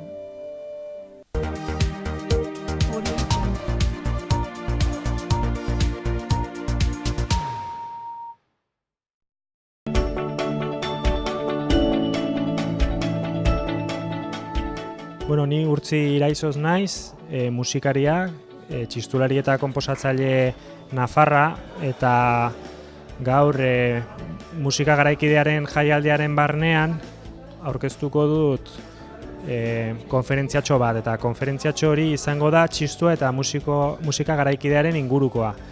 Izango da hitzaldi nahiko espezializatua eta jardungo naiz txistuak gaur egungo musikan eskaintzen dituen baliabideen inguruan.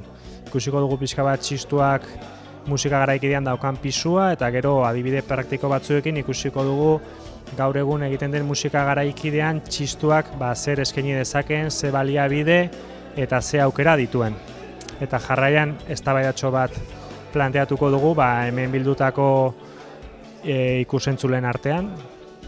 Bueno, eta besterik gabe pantailaren bestaldean txistulariren bat baldin badago, animatu nahiko nuke tartetxo bat hartzera eta entzutera egingo ditugun adibideak eta pixka bat gure instrumentua bere txikitasun hortatik haunditzen saiatzen ari garen honetan beste musika mota batzuk eta beste egiteko modu batzuk entzun ahal izateko.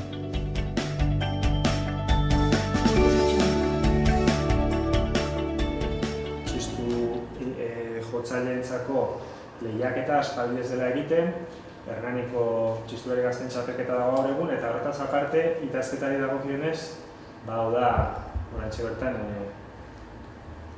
indarrean dagoen makarra edo, eta lotuta dago ere partituren edizioarekin, eta Bueno, aipatu bezala hau izan da pixka bat, motorra edo pixka bat honen segidan etorri dira beste egitasmo batzuk ikusiko dugun bezala pixka bat beranduago sortuak. Hemen aipatuko ditut labur-labur, txistulari aldizkariak ere egin du bere ekarpena, nik jaso ditut 221. aldizkaritik aurrerako datuak, hau da 2010ko aldizkari bat, hau da azken 16 urteetan, estilo ezberdineko 17 lan kaleratu ditu aldizkariak. Aldizkaria badakigu badela lanabes bat txistularri guztiei zuzendua, orduan lan asko dira moldaketak, eta 17 bat lan original topatu ditugu bertan. Beste alde batetik, badaukagu garaikideak elkarte bezala egindako ibilbidea, elkarte bezala 2010an hasi ginen martxan, hasieran egin genituen kontzertu monografiko batzuk, eta pasaren urtean lehenengo jaialdia antolatu genuen, musika garaikidearen lehenengo jaialdia, aurtengoa da bigarren ekitaldia, eta horretara txisturako postlan estreinatu dira, eta azkena atzo, eta badaukagu beste bat ostiralean, orkestra sinfonikoarekin. Nafarroa sari ginen garaikideak elkartea sari ginenean, eta batez ere musikagileak Euskal Autonomia Erkidegoko elkarte bat da. Hau ez da garaikideak bezala, hau ez da txistuan espezializatutako elkarte bat, orokorrean musika garaikidea sustatzen duen elkarte bat da, eta hemengo datuak 2013tik jaso ditut, orotara 4 egitarau aurkeztu dituzte, orduanik, eta ez dira denak txistuari eskainetako obraz osatuak izan, pixka bat denetariko obrak egon dira, orotara 10 lan programatu dituzte, eta horietako 6 izan dira estreinaldiak. Aurtengo zirkuituan, hau da 2016koan, beste 2 dituzte programatuta. Taldei dagokionez, ateratzen dut hemen Zukan hirukotea sortu zen pasaren urtean, eta oso epe laburrean egin du ibilbide polit bat, osatzen dute txistulari batek, akordeoilari batek eta perkusionista batek. Eta hasi ziren beraien formaziorako repertorioa biltzen, eta ikusi zuten askorik ez zegoela, moldaketaren bat egin behar zutela, eta batez ere lan egin dute obrak enkargatuz. Kompositore ezberdinei enkargoak egiten dizkiete, gero kontzertuetan eskaintzeko, eta grabazio bat ere egin dute, ez diska bat, baizik eta obra baten grabazioa. Gertukoa eta ezagunagoak zaikunez, Iruñakoak aipatuko ditut. 2013tik, badakizue, formatoa pixka bat aldatu dela, egiten dira alarde monografikoak, Printzesa Zeltarena egin genuen, Zugarramardiko Sorginena, eta orotara lan monografikoetan, eta ez dut jarri hemen zehazki zenbat obra estreinatu diren, asko moldaketak direlako, beste batzutan obra originalak dira, baina abesti herrikoietan oinarrituak, baina bai azpimarratzea, alarde berri hauetan badagoela sorkuntza berrirako apustu hori eta nabarmena dela.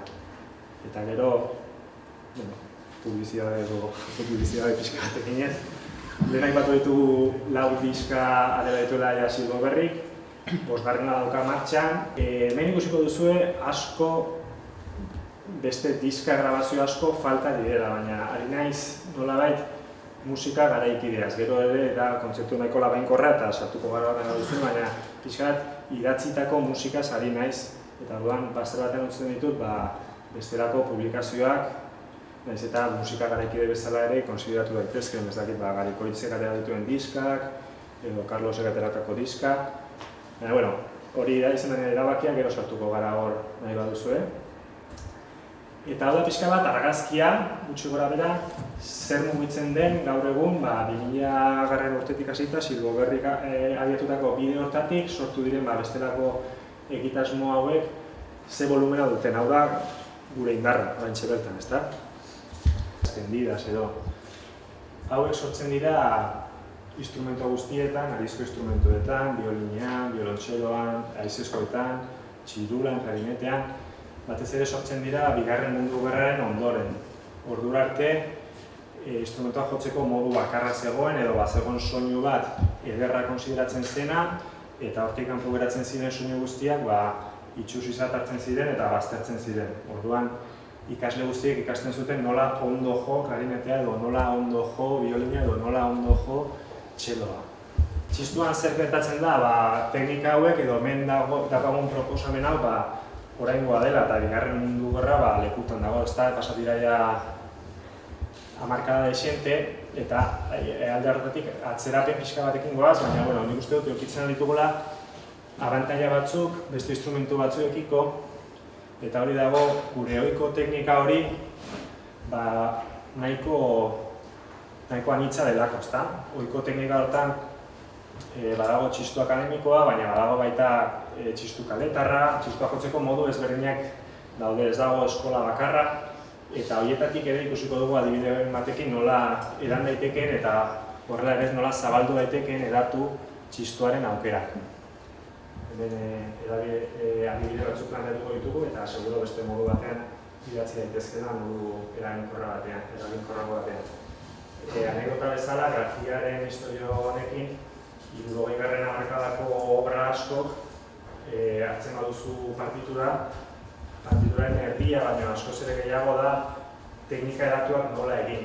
Zegoen nolabaiteko zurrunbilo bat, gauza berriak, nik lortu dut biolinarekin hau egitean, nik lortu dut klarinetarekin hau, horrek bat zuen egundoko esplikazioa eta liburuko temakul bat esplikatzen nola obra jo, ezta?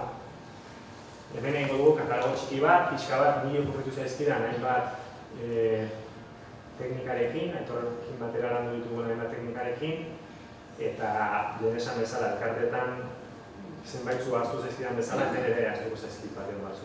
Txistuaren gandik gertu dauden beste instrumentu batzuetatik. Kasu honetan, haizezko instrumentuak erabiltzen duten teknika bat da, frulatoa eta beste baliabide bat. Joko dugu gaitorri lehenengo normal joko dukena eta gero entzungo dugu frulatoak sortzen duen efektua.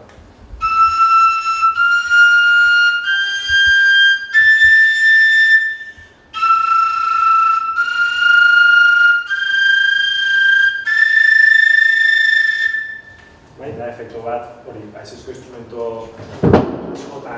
askotan dagoena, txirulan eta abar egiten da, eta oso eraginkorra soinua pixka zikintzen du, eta beste aire bat ematen dio. Eta asko musika herrikoiari lotuak, eta nik uste dut gaur egungo musika idazteko aukera polita eskaintzen dutena. Joko du Aitorrek melodia bat oso arras eta oso ezaguna, eta joko du lau bertsiotan, lehenengo joko du vibratorik gabe, gero egingo du vibrato diafragmatikoa ditzen dena, hau amankomunean dugu haizezko instrumento guztiekin, diafragma landuz, soinuak vibratuz, eta gero oso geurea den atz vibratoa edo musika herrikoian asko erabiltzen dena, behatzak mugituz, afinazioa pixka bat dantzatuz. Eta azkeneko ez egingo du esku vibratoa, hemen behatzena baino esageratuagoa da, eta erabiliko du eskuin eskua vibrato oso esanguratsu bat lortzeko.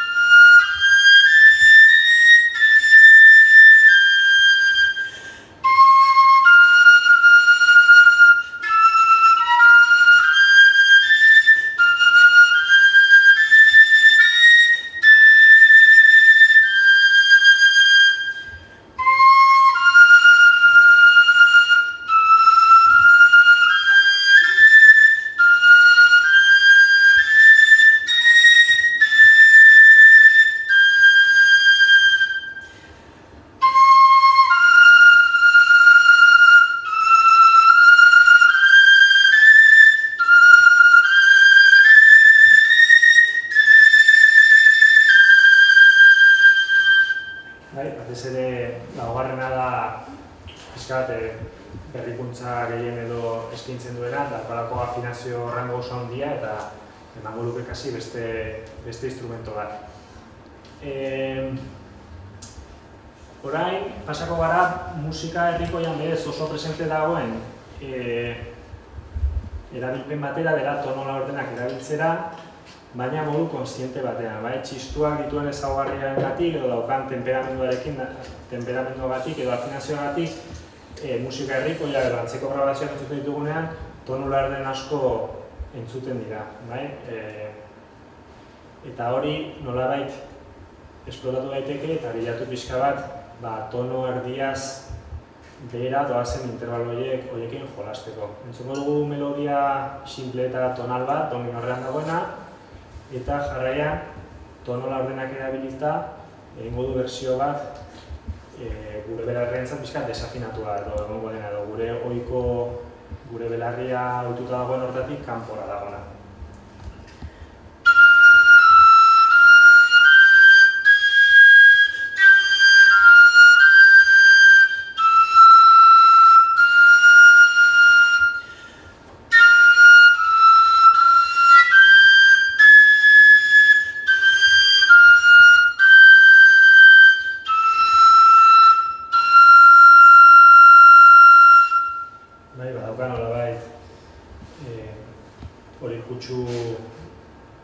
Txistu zar batek joko balu bezala edo oso afinazio arrara daukan txistu batek joko balu bezala eta bizka bat olako musika edo gogorarazteko oso erabilgarria da.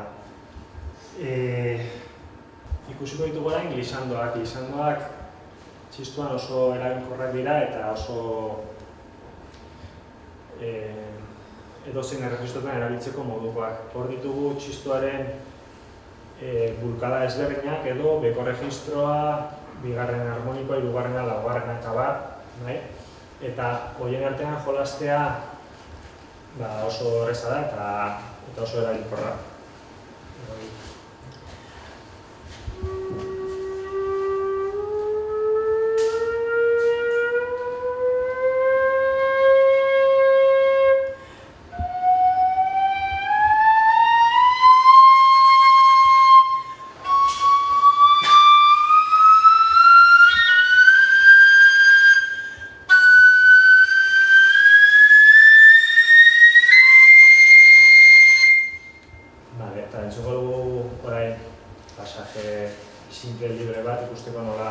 Jokatu daitekeen beti tarte horien barruan jarritako notekin eta sortzen duen efektu bat oso eraginkorra.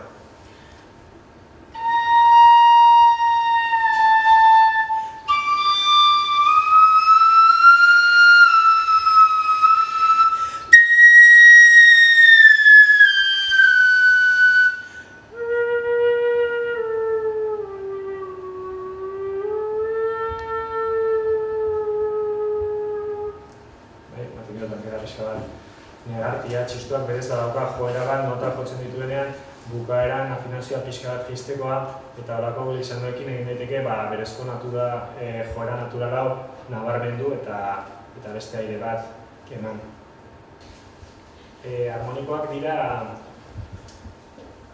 baditugun lau posizio oinarrizkoetan, re, mi, faren eta soren posizioan bakoitzean badaude soinu partzial batzuk edo oinarrizko soinu horren barnean dauden soinu batzuk eta horiek bokina manipulatuz egin daitezke isolatu eta ateratzen dira ari mutur baten indarra daukaten soinu batzuk eta izan daitezkenak oso erabilgarriak piano efektu bat sortzeko.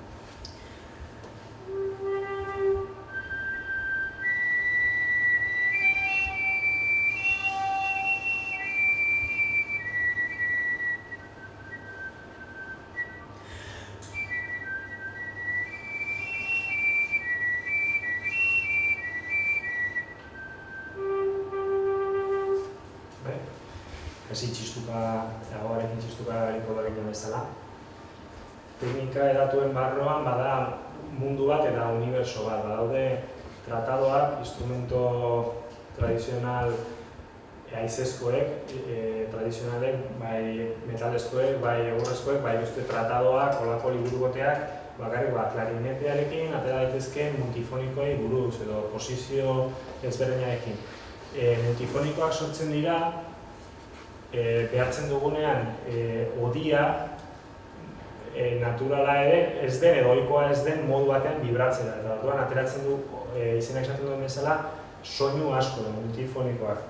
Eta hemen zerkatu ditugu bita, leheneko harmonikoen serio osoa atera daiteke, orain egin duen teknikaren antzeko erabiliz, behatza, eskua edo ahoa erabiliz, lortu daiteke re, mi, fa, sol, oinarrizko posizioen serie guztia hartzea. Ari gara txistua behartzen, bibratzera modu ezoiko batean.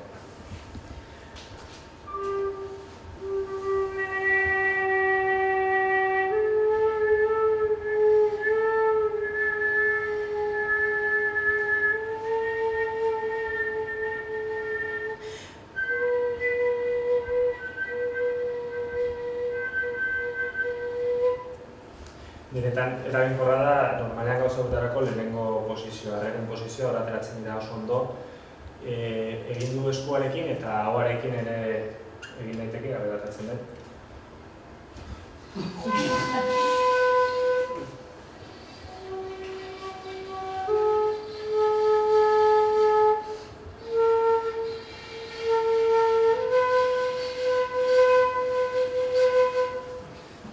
Beste efektu bat. Eta gero bestelako posizio batzuk, berez goikotik ateratako zerbait da, baina hor pareiz ditu posizio batzuk eta hor airea kontrolatuta edo airea indar berezi batekin jarrita, botata, lortzen da tuboaren joera naturala puskatzea eta ateratzen dira soinu asko batera eta sortzen da lako efektu bat.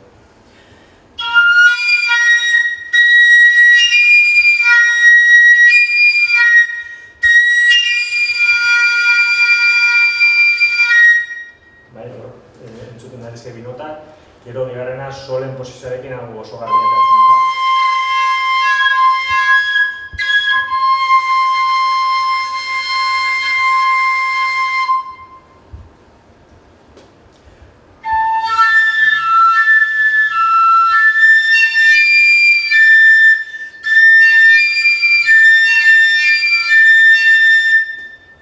Egiten dira soinu batzuk kontrolatzen oso zaila, haizearen presioa oso ondo kontrolatu behar da. Eta esan bezala honi buruz badaude tratadoak eta liburuak eta txistuak eskaintzen dituen aukerak ondo legoke ere bai zehozer egitea, konposagailuen batek interesa balu hau eskura ere eukitzeko. Soinuak hauek haizezko instrumentuetan, saxofoian eta oso eraginkorrak dira giltzak eta erabiltzen dituztelako. Txistuan ez dugu giltzarik, baina zuloekin lortu daitezke soinutxo batzuk, oso pianoak eta aulak, baina oso sugerenteak izaten alde dira.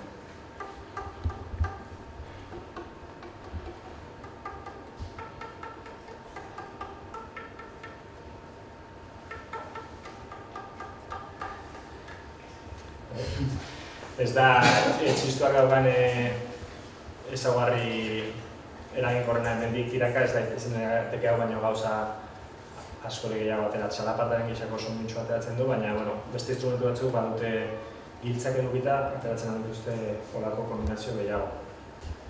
Jotzen dugun bitartean abesten, hau da teknika bat oso instrumentu askotan egiten dena, txidun eta bar, eta musika garaikideaz aparte beste kultura askotan egiten dira holako gauza, jotzen den bitartean abestuz. Lehenago ez dut aipatu egitasmoen artean, edo txistua sustatzen duten egitasmoen artean, baina ez misiletiko par txistularekin baino gehiago txidularekin holako teknikak egiten oso abila da eta abesten duen bitartean jotzen eta holako efektuak egiten. Orduan kontua da, ohiko soinua egiten saiatzea eta era berean eztarriarekin beste nota bat ateratzea da.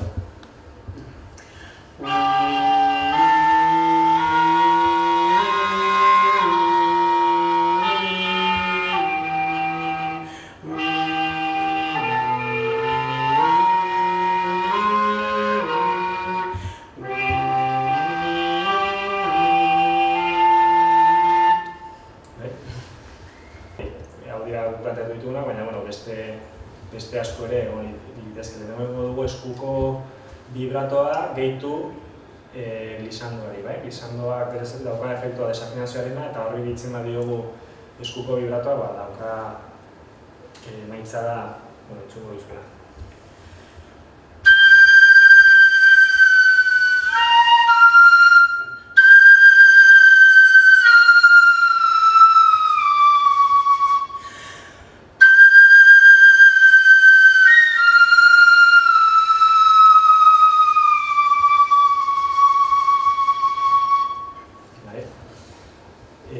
Lehen aipatutako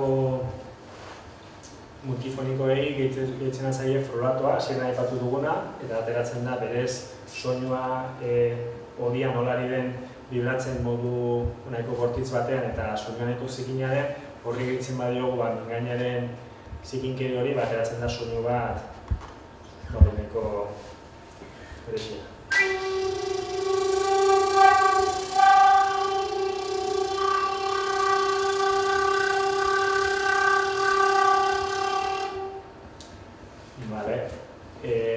Ikusiko dugu jarraian beste aukera bat, asko egon daitezke, frulatoa, esku vibratoa eta hiru gauza gehituko genizkigu. Frulatoa, esku vibratoa eta glisandoa.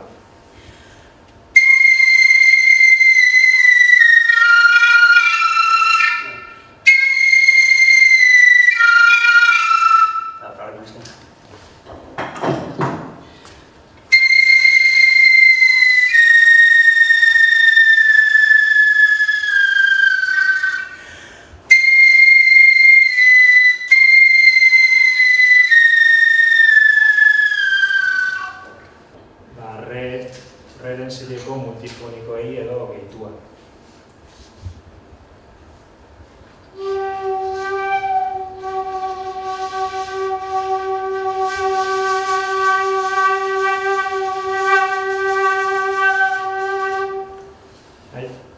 Aukerak izango lirateke nahi beste kombinazioak eginda eta beste teknika asko ere geldituko izango zaizkit zintzilik seguro.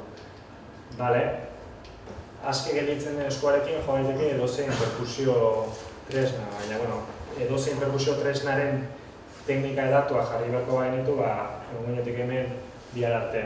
Orduan, besterik gabe egingo dugu danbolin bati egin diogun moldaketatxo bat aurkeztu. Hau, danbolin hau prestatu dugu, ostiralean estrenatuko dugun Etxizota orkestarako obra jotzeko, eta kombinatzen du ohiko danbolina kaja txino batekin.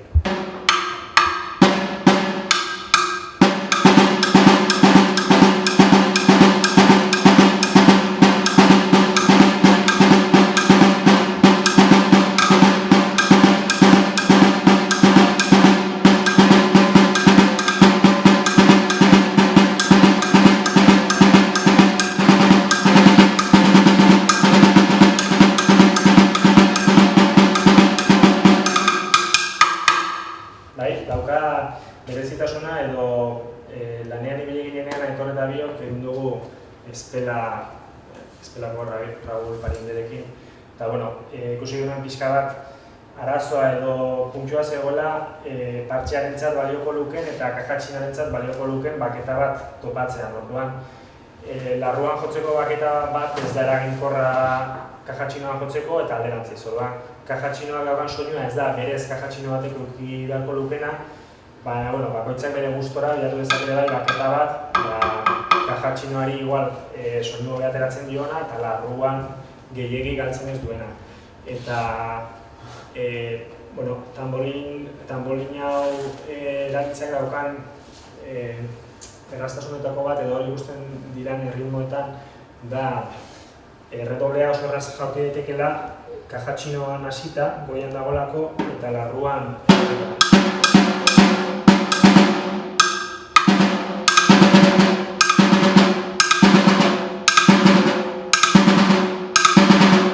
orduan hori kontuan hartuta idatzi daiteke musika interesgarri bat eta oso eraginkorra. Musika garaikideak ze pisu daukan, orain ikusitu tekniketako batzuk eta orain nola bi nahikoa ez garen, nahi baduzue Trukatu ditzakegu ideia batzuk, edo ikusi dezakegu zer botako dizuet nik lehenengo galdera, neure buruari askotan egiten diodana, eta guztia zertarako.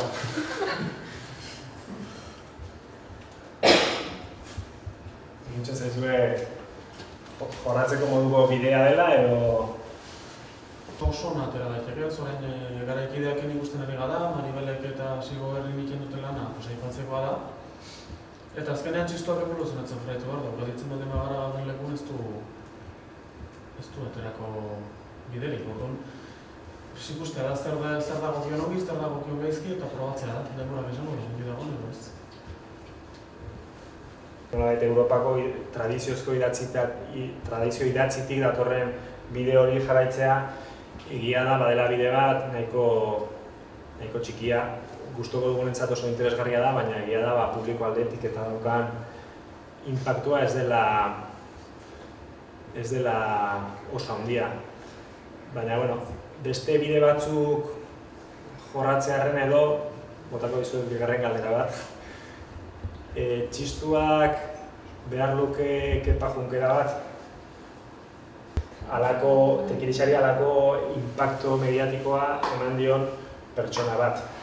Lortu duena, berriro diote, musika gustoko izan edo ez, baina zenbakitan eta diskotan eta lortu duena, eta lortu dituen kolaborazioak eta lortu duen inpaktua eta trikitisari eman dion nolabaiteko dimensio hori lortu duena gure mugetatik harago ateratzea. Txistuan ez dago olakorik, eta ez dakit, behar dugun edo ez. Izango bagino, baliabide ekonomikoak horrelako proiektu handiak gauzatzeko, dudarik gabe izango dituzke kriston reperkusio mediatikoak, baina ez daude. Txistu mundua oso politizatua izan du da dula gutxi arte, eta eskola guztietan ikusi beharra dago, ze aurre apuntatzen diren. 80% euskaldunak dira. Horrek ere badu bere zera, eta rol hortatik ere atera beharra du txistuak. Hau beste bide bat da. Txistua ziren ikur bada, zuk esan duzun bezala nolabait, ez da, zerbaiten ikurra edo gutxienez, orain igual ez da energia, baina duela gutxi arteala zen, hori ona da txistuarentzat edo nik nire buruari egiten diziodan galdera baina altuan, Seguramente euskaldunak dira eta ni ez naiz euskalduna eta orduan ez nago. Baina izan du da. Ez bazen izan du ikur hori, gaur egun ezautzen dugun txistua, ezen txistua izanen. Izango zen, inguruan ditugun Pito Rozieroa, edo Txiflo Aragonesa, edo horien tankerako xirula bat izango ditzik ez. Orduan, izan ditu bere alde honak, baina gaur egun igual ez ditu. Gaur egun txistuaren munduan, nire iruditzen zaite, korronte desberdinetaz hitz egin dezakegu. Igual badago korronte bat jarraitzen duena aldarrikatzen ikur hori. Gero egon daiteke beste korrontetxo bat mundu akademikotik sortua edo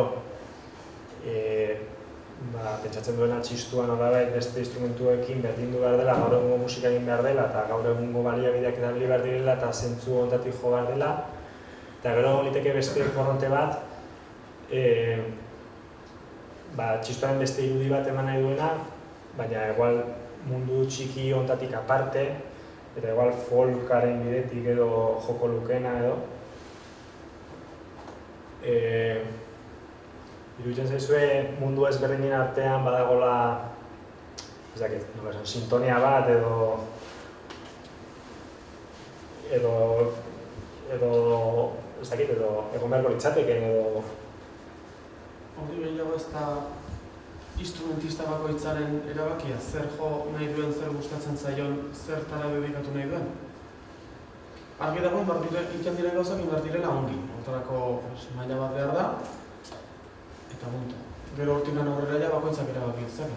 Batzuk, hau ez dute gustoko, musika garaikidea ez dute gustoko, nik bai, orduan, potzen du. Eta, Aldiz niri jasa ez zait bat ere gustatzen, baina Fermin Goñi jotzen du jasa txistoarekin. Eta ez dago gaizki, dena dago ongi, baina iruditzen zait dela bakoitzaren aukera pertsonala. Zenbat eta gehiago ezagutu orduan da instrumentista hobea izango zara, baina lana da. Eta ez da oso edo pixka pobre izan kantidaden aldetik.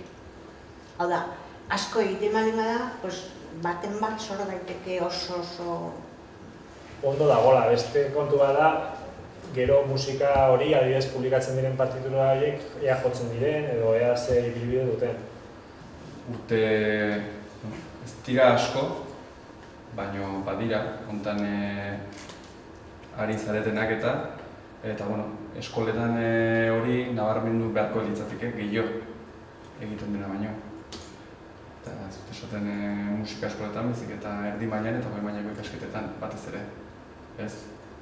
Iruditzen zait, askotan buelta eman izan diot, alde batetik ze puntutaraino izan den onuragarria txistua musika eskoletan sartzea, ezta? 80. hamarkadaren bueltan edo herriko musika eskoletan, deixentetan, niretan ez, baina txistua sartuta konparatuta hori beste elkarte batzuekin, autosorkuntza edo gehiago egin duten beste elkarte batzuekin, adibidez bertsolariek baute gu baino volumena soziale handiago mugitzen dute, baina dena beraiek egiten dute, ez dago udal langilerik, bertsolariak ez dira udal langileak, txistulariak bezala. Eta askotan ez dakit ezote segun falta hori da autokritika eta nigandik hasita. Beste mundu horiek erakusi duten eskuzabaltasuna edo zuen ustez badago hor zergatia izan daiteke hori, azkenean lana udal langilea izan da, igual ez duzu zure lanak zure esku dago nolabait, baina ez duzu beste bertsolarien kasuan bezala zuzenean zuk sortzen zure lana, nolabait ematen dizu udal batek. Eta horrek bilakatu gaitu igual pixka bat alperrago. Zentzait, Iruneko alardea horren adibide da, ez? Berritzen ari gara, saiatzen ari gara, eta hor lan talde nahiko potente bat dago, hori egiten saiatzen dena, Silbo Berrik ere egiten duena, hori da, ez? Beraiek badauzkate hor jotzen dituztenak edo beren lan partikularrak eta gero hortaz aparte, kriston lana egiten dute, bai ikasten, horrak estrenatzen, idazten, bekak bilatzen, hori beste nik uste ari garela, ez? Kontzientziatu garelako hor beharrezkoa dela. Orduan, ez dakit nire uste horren hasieran daudela. Hasieran, jarraitzen dugun, ez? Beste alde batetik ere, txistulari aldizkaria horren adibide da, ez? Txistulari aldizkaria ez da sekulen lan bat izan, xanetenak enduta, ez da lan bat izan, ez? Orduan, eta beti atera da aurrera. Modu batean edo bestean hori adibide bada. Zukan hirukotea dena aipatu ditudan guztiekin, eta alardeko lantaldearekin ere bai, azkenean egin duten, urteotan egin duten lanagatik eta musika berri horiek eskaintzeagatik. Eta, batez ere, Aitor pelota nahi teko pixkat zuri.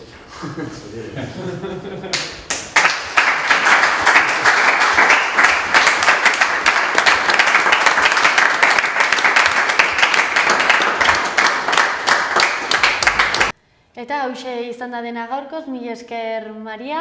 Eskerrik asko zuri ere, Larraitz. Arratsalde ona pasa. Hori da berdin, eta eskerrik asko zuei ere zuen arretagatik. Bihar arte.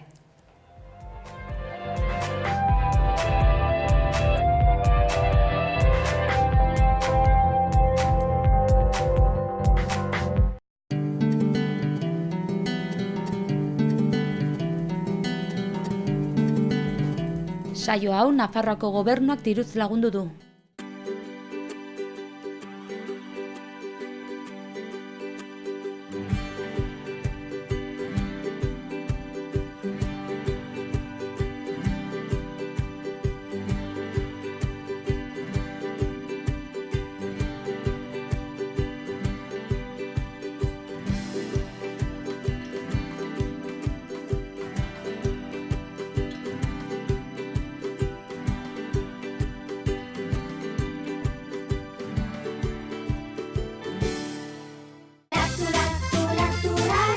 Lacturale. Lacturale. Lacturale. Benetako esnea, elez idazten da. Lacturale. Orain Lacturale laktosa gabe ere.